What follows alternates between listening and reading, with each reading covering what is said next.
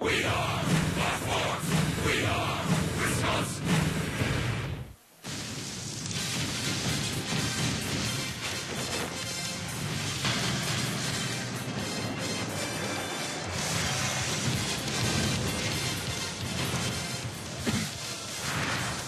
Another beautiful day in paradise as we welcome you to Phoenix, Arizona. Spring training 2016 continues for your Milwaukee Brewers, back in action after a day off, ready to host the Chicago White Sox today as we welcome you to Maryvale Baseball Complex. I'm Craig Kashan, along with the dapper Bill Schroeder. Out hat shopping again, huh? I figured I'd wait for the third week of spring training. They want to jump on people too early back in Milwaukee. I'll tell you what, again, perfect weather conditions here in Rock. You should keep that hat on for sure.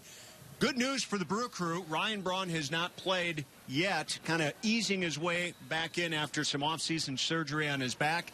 Ready to go today. He'll make his spring debut. Now, and Ryan says he doesn't need too many at-bats to get ready. He's been partaking in just about all the pregame activities on a daily basis. Limited to 140 games last year, 25 homers, 84 RBIs. For a normal guy, that's a terrific year, but a little bit of a down season for Ryan Braun. There's going to be a lot of pressure on him this year, pretty much to carry this offense. So we're going to see Ryan Braun for the first time here today. Expect a couple of at-bats. Talk to Ryan today. He says he feels great. He's ready to go. It's all a matter of getting ready for April 4th. Makes a big difference when he can go on his schedule, and right now he's feeling real good about that. We'll talk more about Braun, get you the lineup, but also Matt Garza set to make his third spring training start as he continues his quest for a comeback in 2016. We've got baseball next.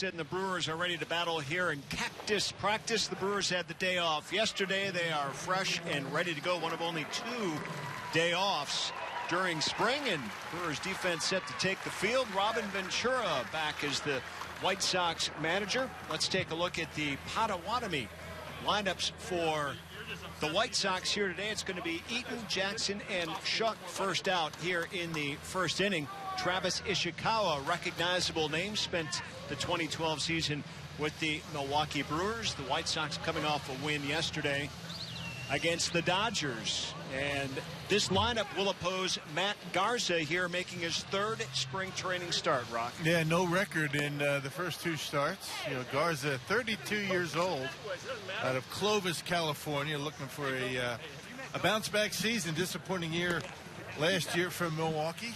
You can see his numbers a year ago, 6-14, earned run average of about 5.5, and you can see the opponent batting average near 300. So certainly Garza working on some things. He's been mixing his pitches pretty well in his first 2 starts. So trying to get back to positive frame of mind for Garza here today. Here's the Badger Mutual defense, the heart of your insurance protection. And here's a look at what he'll have behind him. It's going to be Hill, Biar, and Rivera, and Chris Carter in that infield. Jonathan Lucroy behind the plate. And then in the outfield, Ryan Braun making his first spring training start in his new position, left field. Ramon Flores out in center. And EY Jr., Eric Young Jr., getting the start in right field today. Domingo Santana had been scheduled to be the starter in right field, but has some shoulder tightness, maybe some neck tightness. The team not concerned about it, but won't play him today. So EY Jr. gets his shot out in right field. And we're ready for baseball here. Another gorgeous afternoon in the Phoenix area. Temperatures in the upper 80s, near 90 degrees expected through the weekend. That's why I had the hat on, partner. I know. You gotta keep the sun off the face.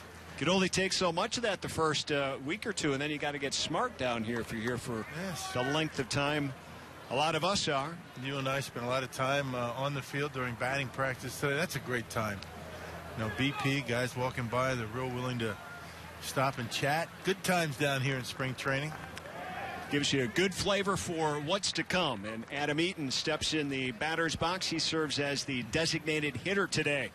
And he is set to face Matt Garza. Here's his first pitch of the game. And it is high and outside for Garza. As you mentioned, this is our third time with Garza on the hill. He's falling on the TV date, so we're getting a good first impression of where Matt Garza is starting to make some progress. At least he's hoping to. Yeah, we talked to Garza on headsets after his last start. We did television, and he was talking about trying to, retrain his body. So he's been throwing all of his pitches. And Ryan Braun's going to get his first test out there in the high sun and makes the first out. Good to see Ryan Braun back not only in the lineup for Milwaukee, but back in left field. There's a certain comfort level for him that he didn't quite feel the last couple of years over in right field. And to make room for Santana in that outfield, that's where Ryan Braun will be in 2016. Yeah, he was reminding us today during batting practice how difficult it is out there in left field in Arizona with the high skies, the sun, right in his face. So that's where he played right after he had the position switch from third base to the outfield. He started in left, moved to right, and now back to left field. He'll always say, I'll play any position on the team except don't put me back at third base. Austin Jackson takes this Garza pitch into the right field corner. He'll have at least a double, and motoring on his way to third base. Here comes the relay throw, and it is in time. How about that throw from Yadiel Rivera? Boy, that guy, he's been impressive down here. First of all, a good throw into the infield from EY Jr. and Rivera right on the money into Aaron Hill to get the out at third base. And that's something they work on quite a bit. Before batting practice, they do the fundamentals and done to perfection. The cutoff and relay. Good throw, one hop, and look at this arm from Rivera. He gets him by half a step. What a nice play by Yadiel Rivera. He's been impressive. And he has had a lot of time in that infield, especially getting extra chances over at second base because Scooter Gennett has not played yet. Here's J.B. Shuck with 2 down for the White Sox. Pretty good arm for a second baseman, wouldn't you say? Absolutely. I mean, he's a natural shortstop. He's very comfortable over at second base, and that's a big-time throwing arm. Scooter Gennett, we had a chance to say hello to him today. He's been slowed by a sore throwing shoulder. Easy for me to say. But he says he'll be back in there tomorrow. So Craig Counsell earlier today said no later than Saturday, and Gennett said he'll be in there tomorrow. So that'll be good news for him. High pop-up, and in center field, it's Flores coming in. That versatile Brewer defense. Rivera, Flores, Braun getting his first start out in left field. Good start for Garza. Nice job by you.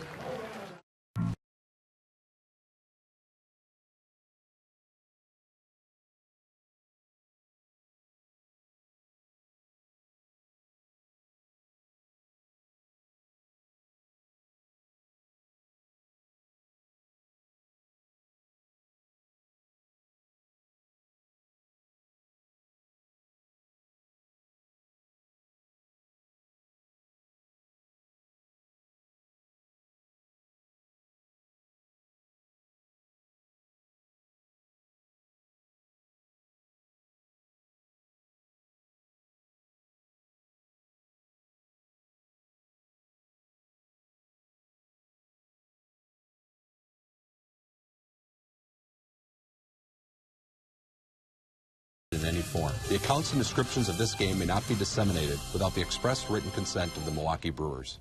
I'm attorney Jason Abraham of Hubie and Abraham. If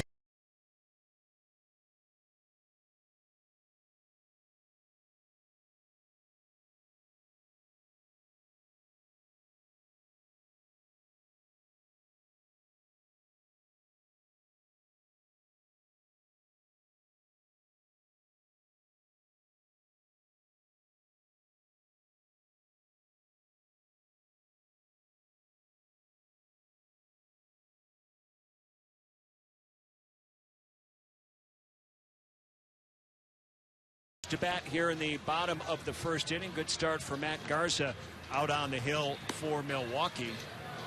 And the starting lineup getting a little bit more of a feel for what opening day could be. EY Jr. is going to be at the top of the order today. And look for Lucroy, Braun, Aaron Hill's going to bat cleanup. Chris Carter over at first. Will Middlebrook serves as the DH. Villar the shortstop. Flores, and then Yadiel Rivera. The starting lineup brought to you by Potawatomi. Bring your night to life. Yep, Carlos Rodon is going to get a start here. He's making his third start. He's already 2-0. Has not allowed a run in 7 innings of work down here in spring training. Good season a year ago. 26 appearances, 23 of them starts. He did have a complete game. Very good numbers for the young left-hander. His first year in the minor leagues came in 2014, so he's making an impact early. Well, the White Sox, as EY Jr. steps in, White Sox have a few lefties that they're fortunate to have in their rotation. Of course, Chris Sale doesn't get any better than that, that's for sure. Yeah, one of the best lefties in the game. And Rodon had a terrific season a year ago.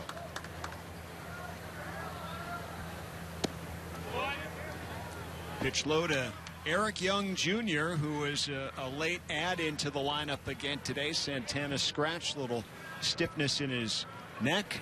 Nothing thought to be of concern. Should be back in within a day or two, but gives another outfielder, and it's crowded out there. Is obviously center field right now still open as to see who starts out there, and then the backups. And Craig Counsell's pretty convinced he wants to keep 5 outfielders for sure. Yeah, well, Eric Young Jr. having a nice spring, hitting .353. The only guy hotter for the Brewers has been Santana, hitting over .500. So one hot hitter replacing another. Ken Broxton has had a good spring. Flores has had a good spring.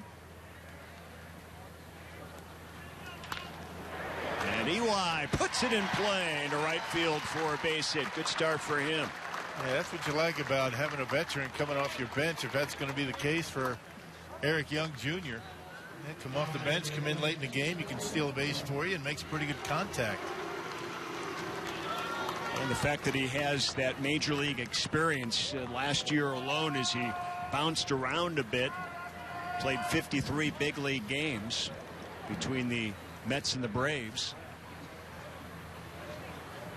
So here's Jonathan Lucroy, who makes his 5th start behind the plate this spring. He was eased into that defensive slot as well. Yeah, he and Martin Maldonado have been sharing the catching duties, getting his start. Lucroy's been getting a lot of at-bats for the Brewers. He says he needs them. Got 19 at-bats already. Well, look no further than those numbers last season that are not Jonathan Lucroy-like. Obviously, battling the injuries, and but beyond that, he said, forget about the injuries. It's all about me. And that one sharply hit past the second baseman Sanchez. And Young goes to third. Luke aboard with the single, and a good start for the Brewers offense here in the first inning. Yeah, Lucroy's always been very good going the other way, and he's been doing a lot of that this spring. Feels as though he needs a lot of at-bats to get ready for the season, and a good inside-out stroke. Pitch is pretty much down the middle, and he rips it into right field. So Rodon in jeopardy of giving up his first run of the spring. And here's Ryan Braun making his first spring training at bat of 2016. And what an ideal situation for him Runners in the corners, nobody out here in the first inning. Braun's routine up until now has been pretty much batting practice, going through the routine with the trainers. Says he's fine. Near 100%, not quite. Limited to just 140 games last year. Good numbers, though, Rock. Yeah. Quite a bounce-back year for him, one that he really needed. And Ryan Braun will be the first to say, all these years, every spring, he doesn't need 4 or 5 full weeks of game mode to be ready for the big league season. So this is kind of more been on what best fits his schedule according to him right now. And says he needs about 25 at bats. He'll get those. we hope to catch up with Braun as this game progresses. And what a start. Another hit to right, and the Brewers take a 1-0 lead. Yeah, he's ready. I think 1 at bat's enough. When's opening day? Goodness gracious. Stands way off the plate. Rodon outer half, and Braun just hits a rocket into right field. So the Brewers on the board early, still nobody out.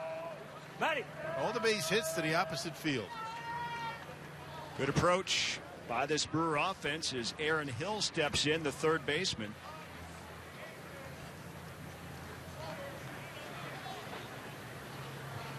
Now, the more and more you talk to Darnell Coles, the Brewers hitting coach, it's always one of the first things he wants to talk about is the hitting approach of his team. And so far in this game, it's been very good to start out.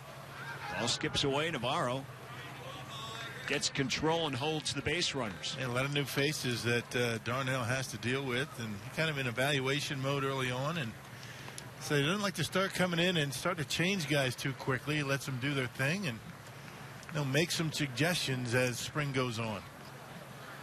But you're right, the approach has been pretty good. Good look at Darnell Coles.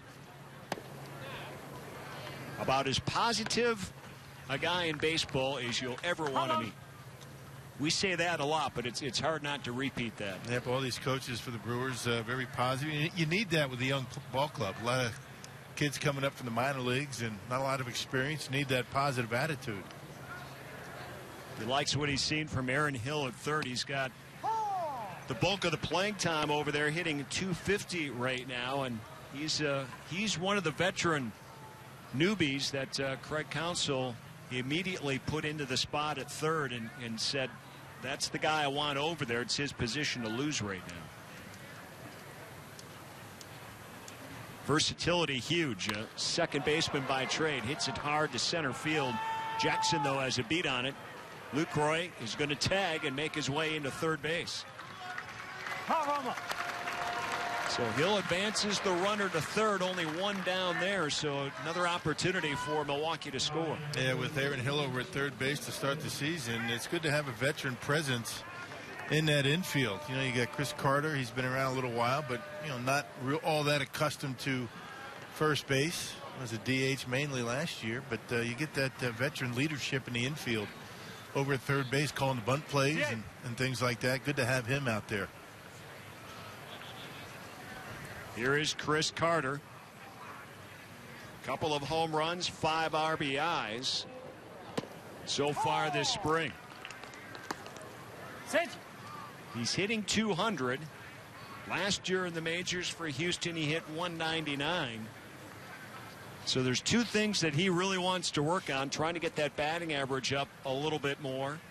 And, of course, that defense that you mentioned at first base.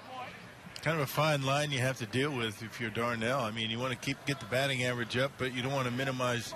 You don't want to do that at the expense of home runs. He's in the lineup to hit homers, drive in runs. That's his job.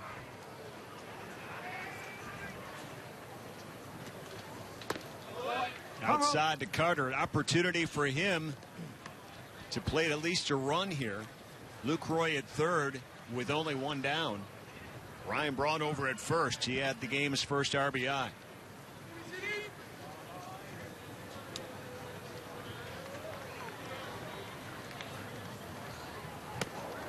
Carter, big swing and a miss, off speed. He had 24 home runs a year ago with Houston. In 2014, he had 37, and in 2013, he had 29. So you don't want to mess with that success. Right. You don't want to put that in his head to try to make too much contact. That's really a big ballpark in Houston, except for left field, down the left field line. Center field is huge. Carter strikes out. And those are the instances where you'd like to be able to put the ball in play. 2 strikes, kind of looked like a two-seam fastball going away from him and tried to pull it. Put it in play, driving that run. Third base with less than 2 outs. Those are those teachable points. That's for sure. You get into these situations. Here's Will Middlebrooks. He's the DH for Milwaukee today.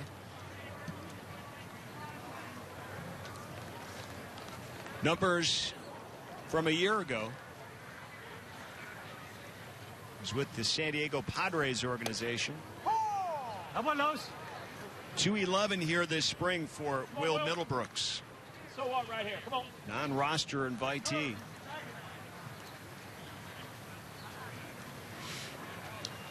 And of course, he started the year in AAA with this guy, Pat Murphy, who was the AAA manager and then promoted to the bigs as the Padres interim manager.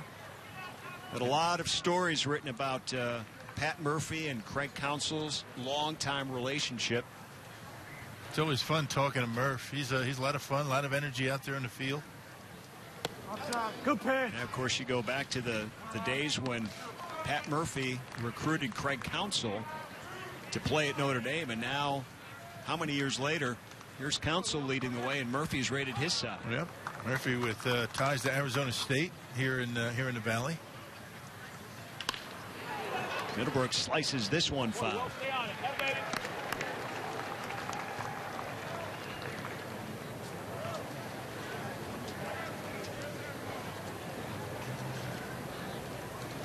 Another good article today written by Tom Hardecourt, Adam McKelvey, Todd Rosiak doing a good job. Our local beat writers in the Milwaukee area. And Middlebrooks strikes out. So the Brewers do a little bit of damage. Ryan Braun getting his first at-bat here in the spring and delivers with an RBI single. Milwaukee takes the early lead.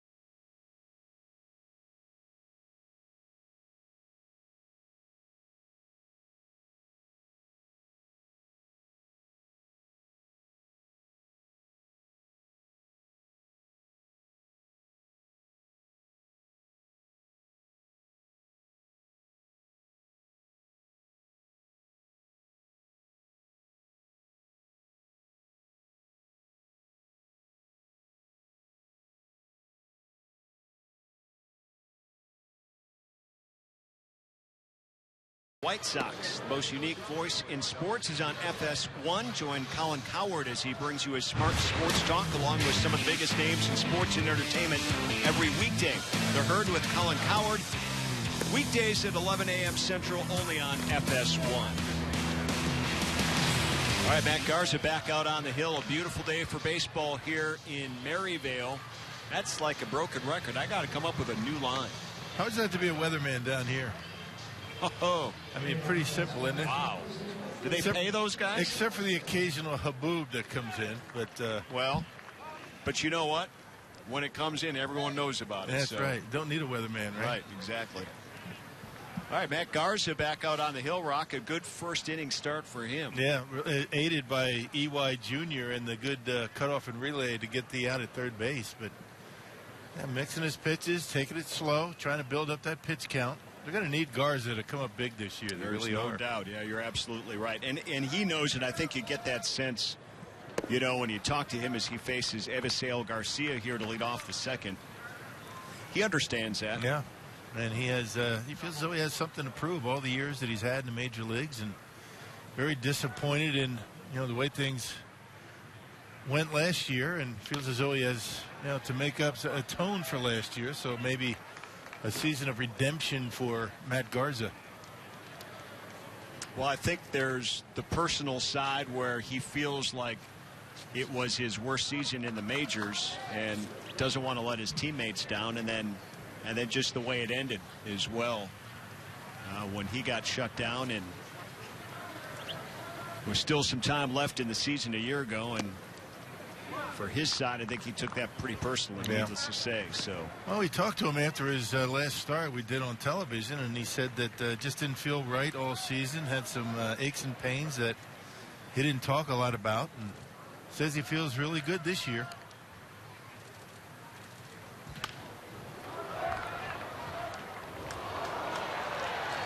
I think the thing about it with Garza too, Rock, is I don't think he wants to get to a spot where he thinks he's trying too hard and loses who he is out there. He said he tried to reinvent himself in the offseason, and we're not talking about, you know, mechanics. We're talking about the mental part of the game and taking it down a notch. Sometimes he felt as though he got too ramped up, too geared up. Nice strikeout for him against a powerful hitter in Garcia. He's batting .435 coming into this game. You know, sometimes less is more when you're talking about the mental approach to the game. There's a good off-speed pitch. Garcia just waves at it out of the strike zone. First strikeout early on in this game for Garza. Now he faces Travis Ishikawa. Ishikawa, non-roster invitee for the White Sox over at first base today. He's with his 7th big league team. Of course, he spent the 2012 season with Milwaukee. Batting .412 here this spring, so those are the kind of numbers. If you're not on the roster, that makes you stand out. Numbers a year ago for Travis Ishikawa.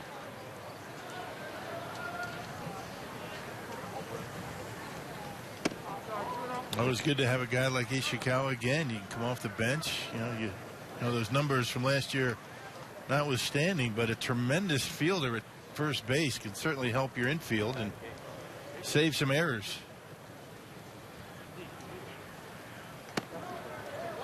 Ishikawa fortunate that not only did he win a World Series with the San Francisco Giants, but he was a big-time contributor in the postseason as well, displaying his power. You never know when the stars are going to align, and they certainly did for him in 2014. And he draws the walk. So Garza gets the strikeout and then gives up the walk. So a runner aboard with one down here in the White Sox second inning. Really concentrating on trying to get a good feel for off speed in his first 2+ starts here.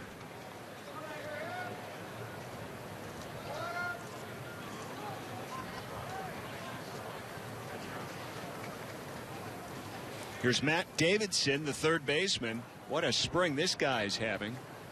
His numbers at AAA a year ago, and he's trying to make the big league roster here this year. He's at .455 with 4 home runs and 7 RBIs. He's more of a power hitter. 23 home runs a year ago at AAA, 40 over the last 2 years. Hit a walk-off home run in yesterday's spring training win for the White Sox over the Dodgers. To short, BR. And the relay is good over there for the double play by Rivera. And so the defense playing well behind Matt Garza here in the first 2 innings.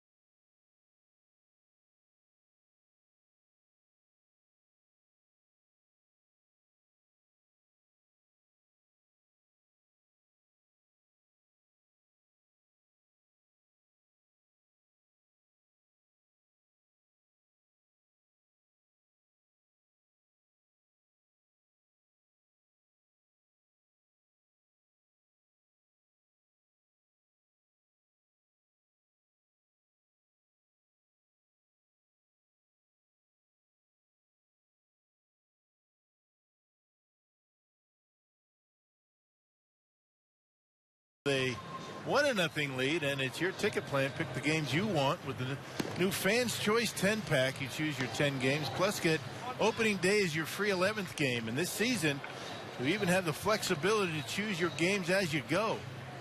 Learn more at brewers.com/10packs.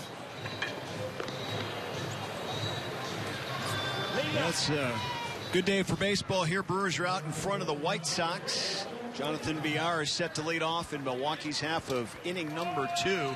Crowd slowly getting a little bit more and more here as we move on each spring training day. More families are able to come down for spring break. Have you ever sat out there in the berm, the hill? Yes, absolutely. Now be honest. No, I have. I was trying to remember when that one time I did it that I lost weight out there sweating, but many moons ago. It's a good spot. Get your blanket out there, and you got to know what you're doing, though, Rock. You can't just come to the ballpark thinking that you can just sit out there. Right. You got to have the sunblock, like you said. Hang out near that beer chalet. Got to hydrate. You don't want to get too far away from that. There's plenty out there, though, I will say because it does draw a little bit of shade. That's what I'm talking about. There is some shade out there. That's where Rock's talking.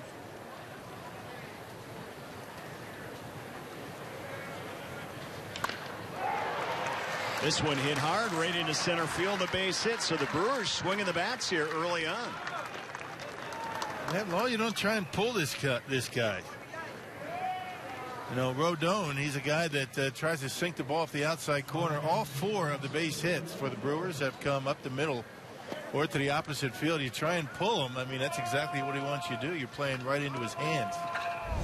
Check it out, VR with that high leg kick. Notice the foot down, the front foot down before the swing starts. That's the key to hitting when you have a big high leg kick. Here's Flores. So a runner at first, nobody out for Milwaukee here to start out the second inning against Rodon. Spring training numbers for Ramon Flores at 219. Still looking for his first RBI. Yeah, Flores getting a good long look. He's a natural outfielder, but he's been playing some first base. Looking for somebody that's going to be able to come off the bench to spell Chris Carter over at first once in a while. Yeah, that's a big question mark right now. Center field, a big question mark. Utility players, probably a question mark. Runner on the go, thrown away, and it is in time to get VR. Navarro guns him down. Throw was high and off the bag, but in time to get the base runner. It really didn't look like he got a great jump, and there's a good athletic play out there up the middle to get the tag down. That was well done. Caught the ball, slapped the tag all at the same time. Flores strokes it into center field, but right there at Jackson. 2 down.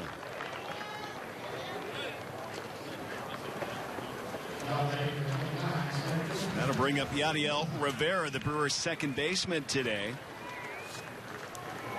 And here's a guy that's really making a bid to land somewhere on this Brewer roster in that infield. Yeah, he's been good. He's really looked good no matter where they play him. Swinging the bat well. 333 here this spring. Showed the power that he doesn't expect out of himself, but he hit home runs in consecutive games early on in spring. This isn't a good judge of power down here. Everybody's a home run hitter down here in Arizona. And notice the wind is blowing out straight out to left field today. Hitters love that. Not that they need the help. Well, you had the 2 home runs so far here in the spring, and you saw the numbers, just 2 all of last season. But here's the thing that I like about him. Our first TV game was a walk-off, wasn't it? Was it that, or was that the webcast? I think it was did a with you webcast. today? Yeah, that's right. Webcast, yeah. So I got that mixed up too. You know, BA got on me pretty hard about that, you know, for mistaking a webcast for TV. Anyway, he hit a walk-off. It's a broadcast, right? He hit a walk-off. We were here in some capacity. We were here. Hey, the fact that it was broadcast That's all you need to know, right? Yeah. You just want to have an opportunity to listen or watch. Today you can do both. And it saved us from extra innings. That's right. That's kind of what I was hinting at. And Flores strikes out to end the second inning. So Rondon with 3 strikeouts early on. 1-0 Milwaukee.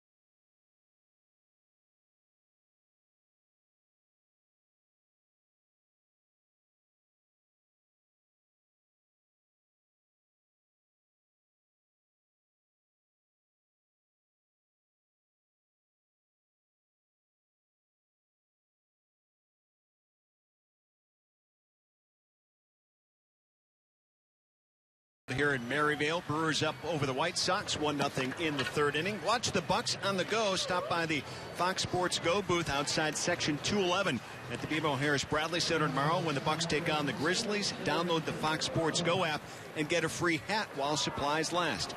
Visit foxsportswisconsin.com and click on upcoming events for details. That is a great tool, by the way, that Fox Sports Go. Down here yesterday, watched the Bucks-Toronto game. Who's Jim and Marcus and Sophia and Telly were on the broadcast handling yesterday. duties with you down here? Oh, Telly. Okay. Telly and Sophia. We have a host of broadcasters on the Bucks side. 4 who will sit in the big chair and 3 who will sit in the stools, like Sophia, Telly, and I. Yeah. Yeah. Guys do a good job. It's fun. They've had a fun year when you look at the growth and development of their young guys, and that's been the fun part. Is Deoner Navarro steps in against Matt Garza to lead off the third inning. Now, Jimmy Paschke and John McLaughlin, they've been together a long time. 30 years, Rock. It's a good thing you brought that up because tomorrow they're going to be honored. I'm glad that you're watching our broadcast. You knew that was coming. Yeah. Trying to help you out, trying to pump it up. Your first partner was Jim Paschke, right? Yep, 2 years. 1995 and 96. Jim did both the Brewers and the Bucks in his early play-by-play days in Milwaukee. That was back in the day where he could handle it a little bit. Not every single Bucks game and not every single Brewers game was on TV back then. Didn't do hardly any home games, back in those days. That's right. For baseball. Yep. I think it was eight home games. Boy, how times have changed, huh? How many road games did you do? Well, maybe 50, I think it was 60? like an 80, maybe 75, 80 game schedule. Imagine that. And only about 8 of them were home games. Yeah. Something like that. 2-2 to Navarro from Garza. Misses outside. Yeah, Jim and John have been doing the Bucks games together for 30 years, and Sophia's put some nice stories together honoring each of them. And then tomorrow at the BMO Harris Bradley Center, the Bucks will honor them as well. So that's quite a feat as Garza loses Navarro to open up the third inning. And it's one thing to have one of your broadcasters around 30 years, let alone a tandem, a team of broadcasters to be together that long. Speaks very well for their professionalism, how good they've been. Well, we say congratulations to them because we know they're watching today. They're both huge Brewer fans. Good guys. Still Good guys. Watch Great all the friends. broadcasts. Yep. They don't get any better. You know, the one thing I don't get about Johnny Mac, though, is he works in the wintertime, doesn't work in the summer, and doesn't golf. He's got grandkids that, like you do, to run him around. He didn't always have grandkids. Well, I just know what he's got now. I know when I go out there, it's a complete waste of time, and I end up getting mad. So he's smart. Well, he has a home down here, too, so you're right about the golf park. And I've played golf with Jimmy, so you know I guess he's like me. He says he gets out there, but we could be better. Couldn't we all? If we worked at it. You know darn well I could be better. This one hit into right, base hit by Carlos Sanchez. Navarro will stop at second base. So a walk and a base hit to lead off the third here for Chicago.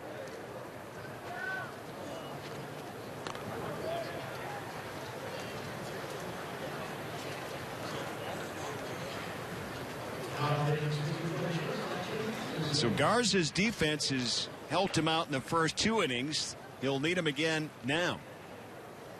2 aboard, nobody out for Tim Anderson, the shortstop.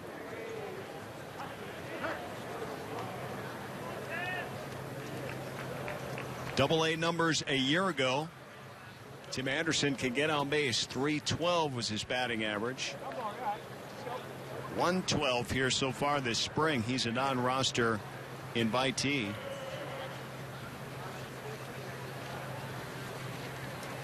Likely to start the season at AAA for Chicago. The Brewers started optioning some of their top prospects over to the minor league camp. Arcia, Phillips, Lopez, Reed sent over there earlier this week. And 9-0 got sent back on Monday. You know, Monday's the day every week that you know, you pare down the roster. That's the meal money day, you know. Nice catch down there on that liner.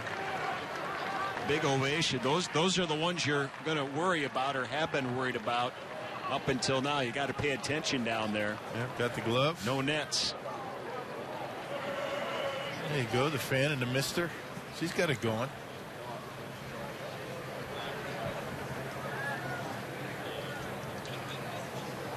The 1-1 to Anderson. So what goes on with meal money and what doesn't go on with meal money at certain days of camp? Well, meal money gets passed out on Monday morning. So if you get a meal money packet, pretty good chance you're going to be there the whole week. So guys that don't get meal money on Monday have a meeting with the manager at some point. It doesn't mean we're not going to see those guys. I mean, those guys, you know, it's right across the parking lot. If the Brewers, you know, need them to come back, it's just that they are not now. They're not part of the Major League meal money portion of what's going on. But they do feed them in the minors. So you don't get as hungry in the minor leagues. You don't get as much money. Slow roller and a lead out by VR to Hill at third. A smart play there. Good heads-up baseball. Get that lead runner. That's the first out.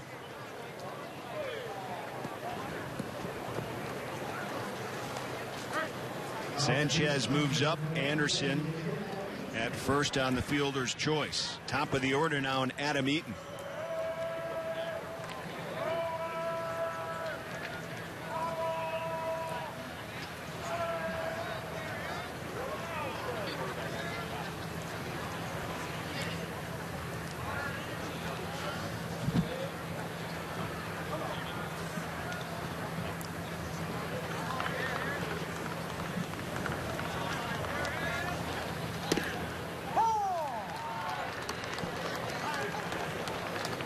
Garza delivers the strike to Eaton, who flew out to left field in the first inning. Ryan Braun, first batter on defense, gets his first taste of defense in his first spring training game, and he also delivered an RBI single in his first at bat.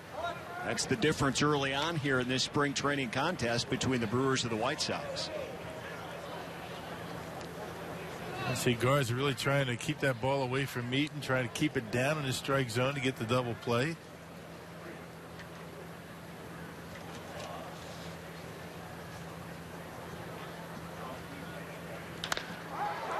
VR, Rivera, the relay in time, and 3 straight innings. The defense helping Matt Garza out. The first 2 on base, reach, but nobody scores. 1-0 Milwaukee.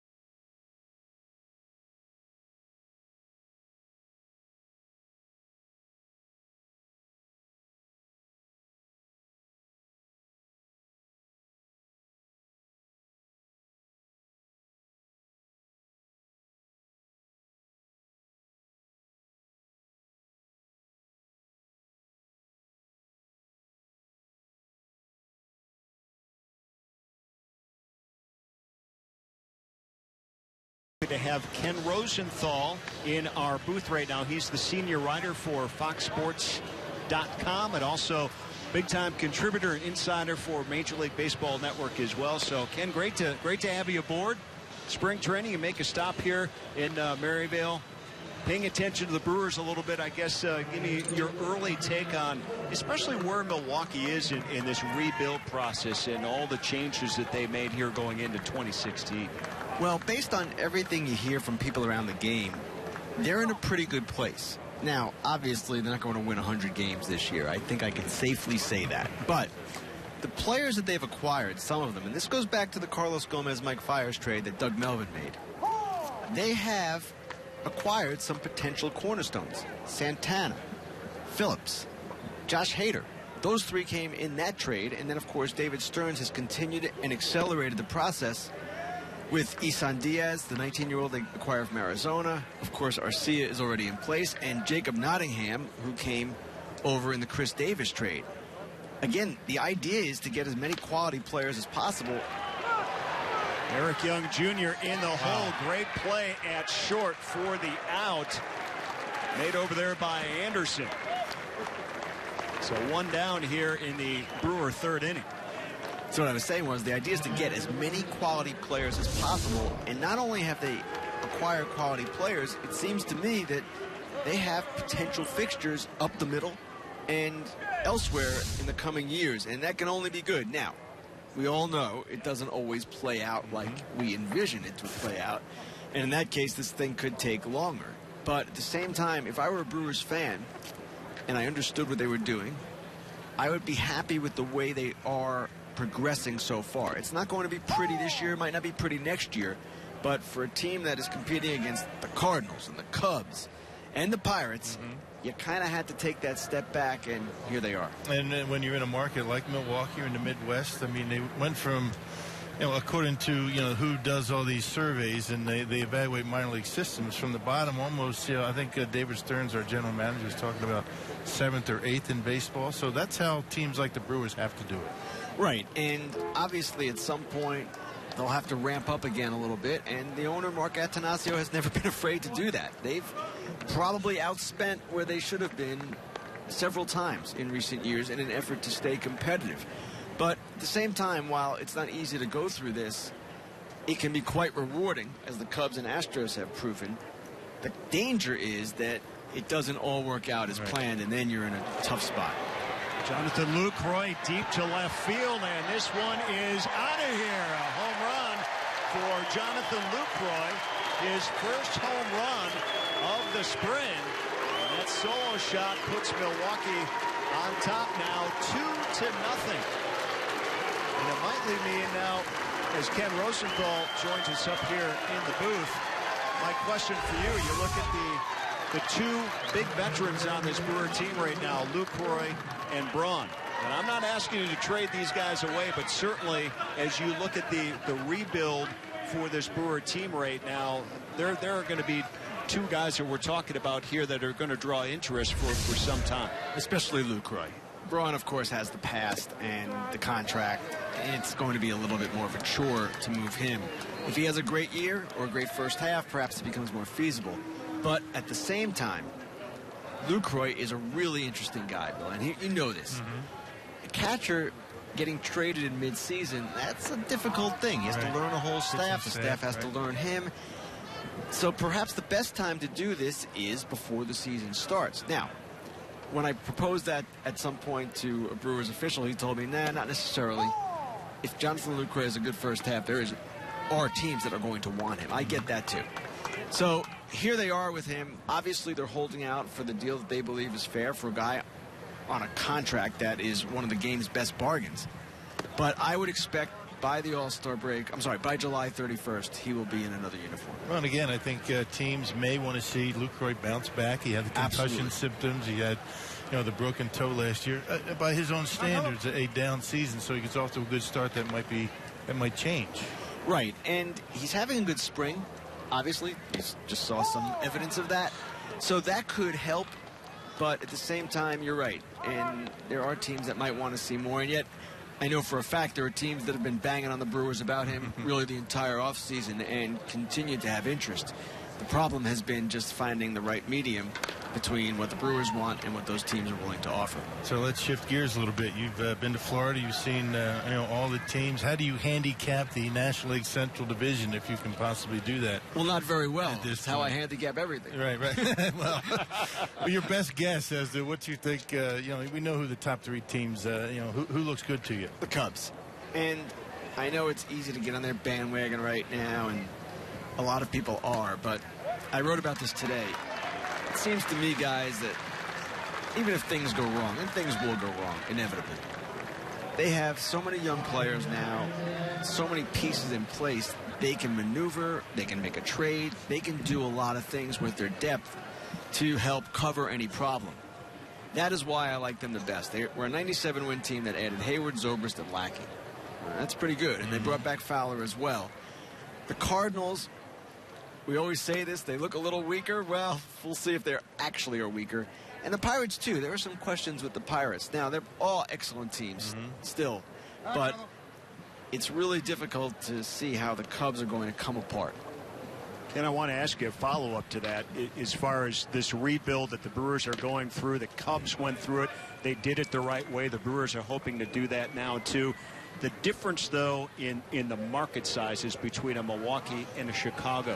When the Brewers build their way back up with this young talent they've acquired, do you see them adding the type of veteran players that a Cubs or a Red Sox type organization have had? Or financially, are they going to be out of the mix the way money's going as far as that hurdle declines? Certainly a fair question. And as the collective bargaining agreement expires on December 1st, Craig, we're going to have that question raised over and over again.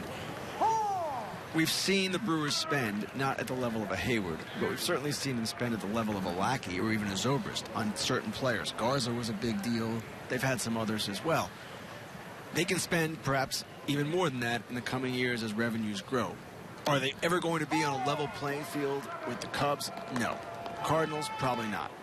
But that said, there are teams like Kansas City that have proven you can win at this particular revenue point. Now, it's difficult. The margin for error is much less.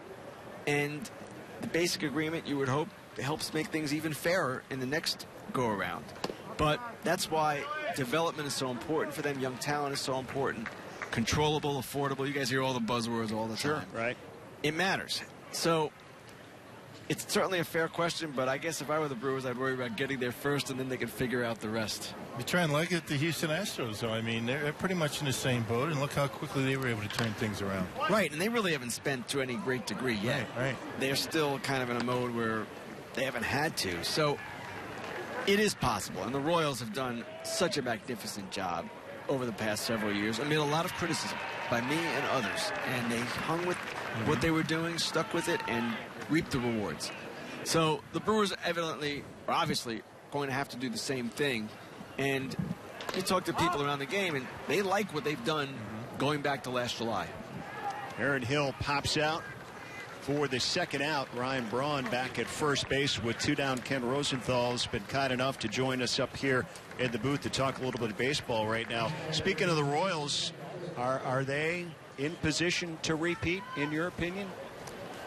Who's your favorite? Who are you predicting? If you read some of the projections by the Sabermetric folks, We're asking they you to do a lot no. of predicting, Ken. We apologize for Their that. predicting is about as good as mine. I like the Royals a lot. I don't know how you cannot like them. They've got, in addition to great talent, a vibe about them, an ethic about them. I don't know what you call it. It's an intangible that goes with the tangible, which is quite good. They know how to win. Great coaching, great scouting. It's an organization kind of clicking on all cylinders. Now, there are some questions there. Cueto's gone. Zobrist is gone. And certainly, it's going to be interesting to see how it all plays out for them. They had an injury with Jared Dyson.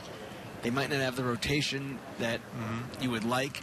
But we've said a lot of these things in the past about them, at least the past 2 years, and they've defied what supposed experts have predicted for them. So you have to have them, in my view, as the favorite in the AL Central. They're the champions until proven otherwise.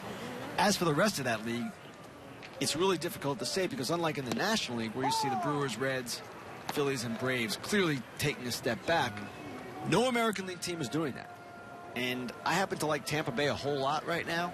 Their pitching is deep. It's really good. Their offense has improved. So you really can't say for sure or even have a good feel for what's going to happen in that league. Chris Carter hammers one into the gap in left. Ryan Braun being waved home. First test for the legs in the spring for him, and he slides in and is safe as the ball bounces away. Chris Carter, an RBI double. And the Brewers now up 3-0. How about testing it at the back for Ryan Braun all the way from first base, able to score? You know Craig Counsell was hoping that Ed Cedar would put the stop sign up, but that was a close call at home plate. Now, Ken, this goes back to the new rule. You know, a couple of years ago, that plate would have been blocked off. You can't do that anymore, and that's why he was able to slide in there safely. True, and that rule, we would all acknowledge, I think, has been a good one for Major League Baseball. We're not seeing catchers get hurt the way they were before, and now, of course, this year they're introducing similar type rules at second base. There's been controversy about them, just as there was controversy about How's that been the rule at perceived? home plate. There are questions. A lot of people are questioning how this is all going to play out. You're taking away the neighborhood play, which is for players' safety, and then you're introducing rules to enhance safety. It seems a contradiction. But as with the catcher rule, I expect that there will be tweaks and adjustments, and I am optimistic after seeing what happened there that they will get to the right place. Just like the catcher's rule, catchers had to relearn how to make plays at the plate. And in last year, I don't remember ever seeing more catchers dropping balls or trying to side, backhand and guys dropping balls because they have to relearn how to do that play. And I think you're going to see the same thing, a little bit of indecision over at second base with some of the guys. And they have those reputations. Guys have reputations of, there are some guys that always have their foot on the bag. Some guys just never do. Right now, of course, with replay, you have to keep the tag on. You have to do different things that you haven't had to do before. But again, if not for the catching rule playing out the way it did, I wouldn't be as confident in second base eventually getting to the right place. All right, there's the final out of the inning. Will Middlebrooks flies out. Ken Rosenthal has been our guest. Appreciate your time, my friend. Safe travels Thanks, to you. guys. Appreciate Looking it. forward to seeing your stuff. Thanks a lot. Thanks, Ken. Appreciate it. All right, we're coming right back to Maryville. Brewers played a couple more and lead this one 3-0.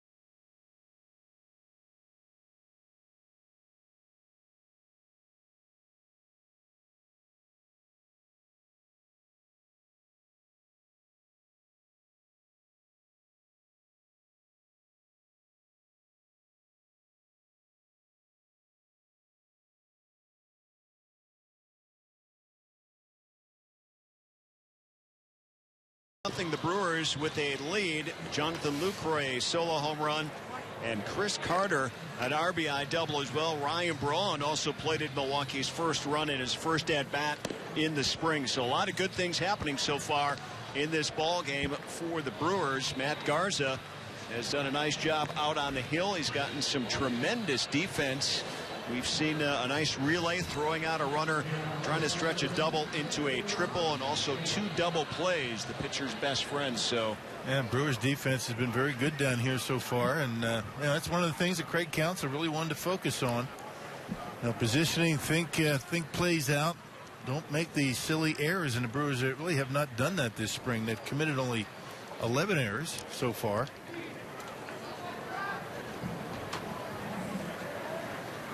So Matt Garza here in the 4th inning now.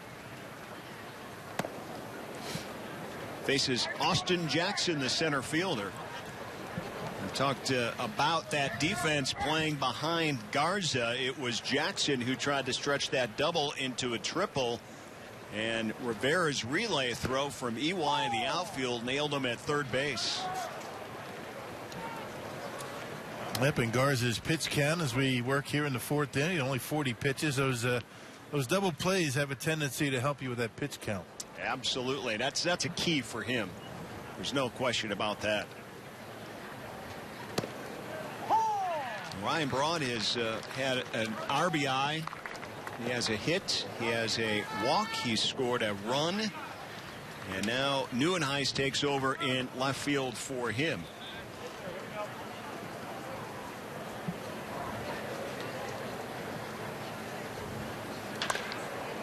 Jackson pounds one into the ground. VR with the throw, and there's one down.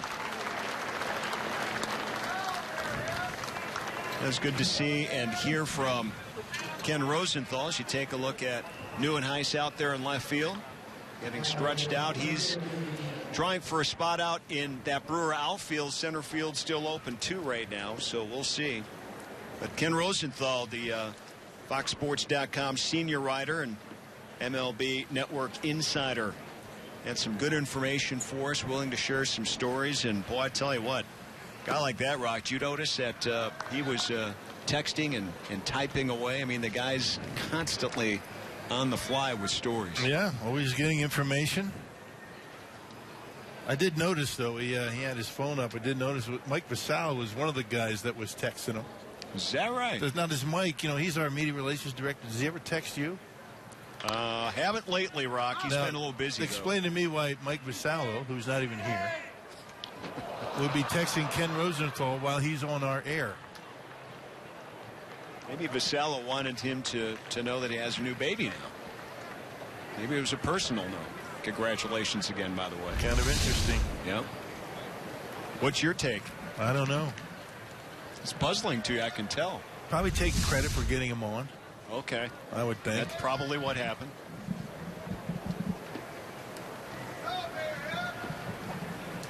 One question that I didn't get to with him, or at least a topic, he had tweeted out this week that he helped out in a pilot that was shot for a show called Pitch about a female pitcher that he's hoping maybe Fox, the big network, will pick up this fall. So he served a role in that. They filmed it at Petco Park in San Diego the other day. I say film. They were doing whatever they do to make it. It's a TV show. It's not a movie. You don't think they film anymore? I don't think they. Well, they film movies somehow. Digital film, right? I don't know. You tell me. I don't. Did you watch the Grammys? I didn't. All right. I don't know then either. And Garza, again, after getting the first batter, loses the second batter for consecutive innings to the walk as Shuck gets on base with one down. And we go down to the Brewer dugout right now. Ryan Braun's been kind enough to put on a headset and join us here. First spring training game, Ryan. Not a bad start for you. Not bad. Felt pretty good. It was nice to get back out there. Feel like it's been quite a while. And I got tested. Got to do a little bit of everything. Had a ball in the sun, a couple of decent at-bats. Had to go first to home, had to slide, had to do a bunch of things I haven't done yet, so it was great. What were you hoping that Ed Cedar maybe was holding you up there first time out in spring training? No, you want to go. I want to test myself. I feel really good, but doing things in a game at game speed is a different challenge. So certainly I wanted to be sent right there. And in the season, I expect to score in that situation or at least take the chance, especially with 2 outs. So I was glad he sent me. Did you just have to watch out on that relay throw that almost nailed you there? Yeah. Like I said, a little bit of everything on the first day. You got to dodge errant throws, a little bit dangerous over here. So paying attention and watching out. Well, tell us what you expect here in 2016. Ryan, you had the offseason back surgery. You've eased your way back into spring training, and you're off to a nice start here. I know you told us earlier today how good you feel. What are your expectations as you try to follow up a real nice bounce back here for you a year ago? The biggest challenge for me is just staying healthy. I feel like as long as I stay healthy, I have a chance to do a lot better than I did last year. Last year I got off to a slow start, and then the last 5 months of the season I was a little bit better. So hopefully this year I get off to a little bit better start, carry it through the year, and can overall have a better season than I was able to have last year. Now, Ryan, you've been quoted as being very impressed with a lot of the young talent here in spring training. Can you elaborate for us what you mean when you say that you like the mix of players in spring training? Yeah, it's exciting. It's encouraging. I think there's as much talent in our organization right now as we've had at any point over the last 10 or 12 years since I've been here. I actually think there's probably more talent now than we've had at any other point. I think there's a lot of young guys that have the potential to become impact players, and I think that's what we're dependent on as a smaller mid-market team. We're dependent upon being able to develop players from our system, and we need guys that come up that are impact level players. And I think just seeing some of these young kids this year, I think there's at least 8 or 10 guys that have a chance to be really good players. Obviously they're not all going to pan out, but if just a few of them do, we'll be in really good shape as an organization. I think a lot sooner than people anticipate. One of those guys, Domingo Santana, you moved back over to left field to make room in right field for him. Tell us about your thoughts offensively. You saw him a little bit last year when you played with him, but now going into spring, he's having a good spring. He's with the big league club now, your club for the first time. What are your thoughts? I've been really impressed. Just overall, very good player. Does a lot of things well. Good defender, good arm strength. Good runner. He gets on base a lot, which is great. It's a challenging thing to do, I think, in today's game more so than ever before. He has a track record of really good on base percentages. So I think from everything I've seen, it looks like that will translate and carry over. So definitely an exciting player for us moving forward. All right, Ryan, appreciate your time. Good luck to you. We'll see you soon, okay? Thank you, guys. Thanks for having me. You got it.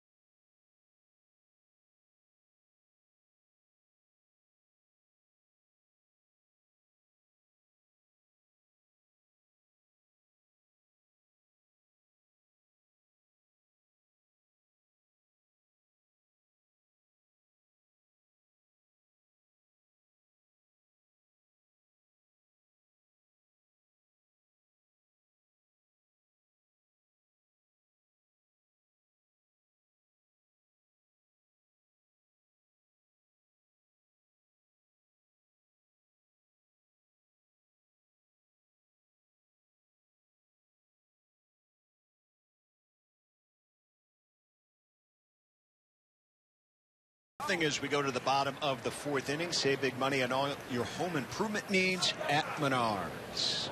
Beautiful day for baseball here, and had a nice chat with Ryan Braun last half inning.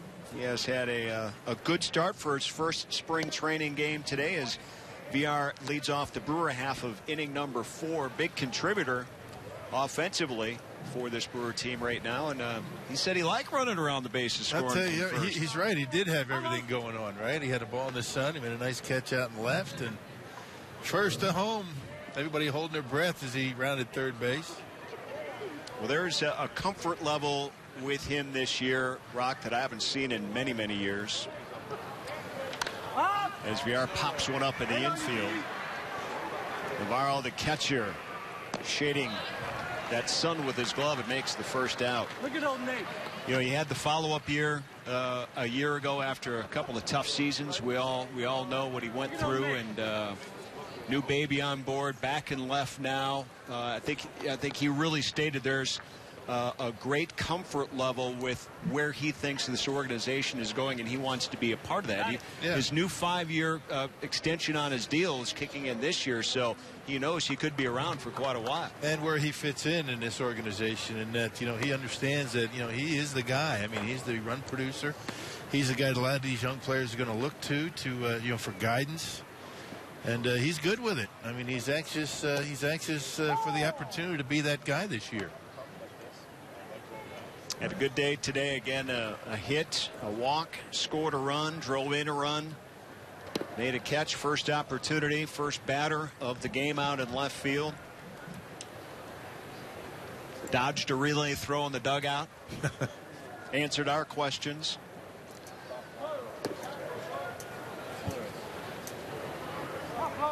You look at the lineup, though, that we saw today with Lucroy and Braun batting second and third. That's the first time we've seen it this spring.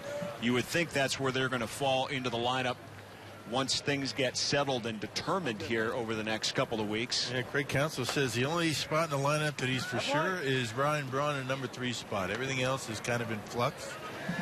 He's tried a number of different guys. Eric Young Jr. today in that leadoff spot. VR has been in there, I guess, the most. He's been in that leadoff spot. Santana's even been in that leadoff spot. Yeah, hit a leadoff home run in the leadoff spot.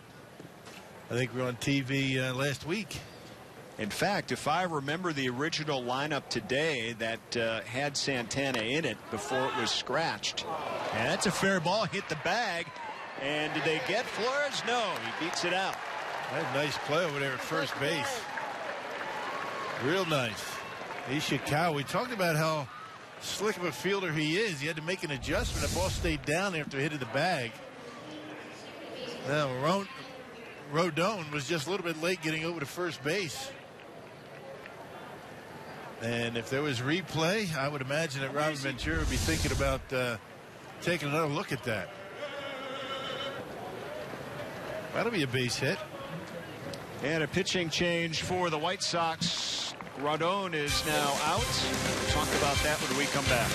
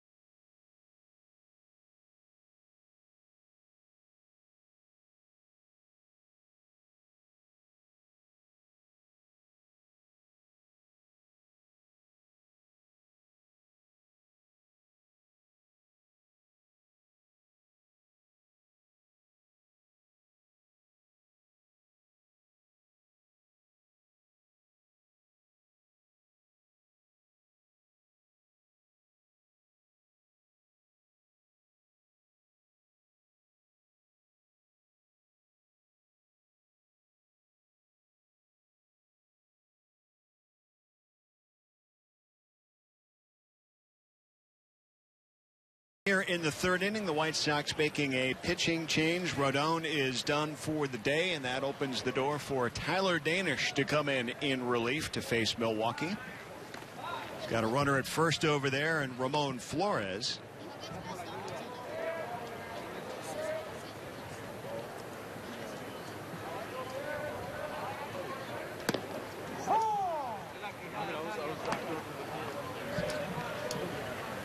Danish with Birmingham a year ago.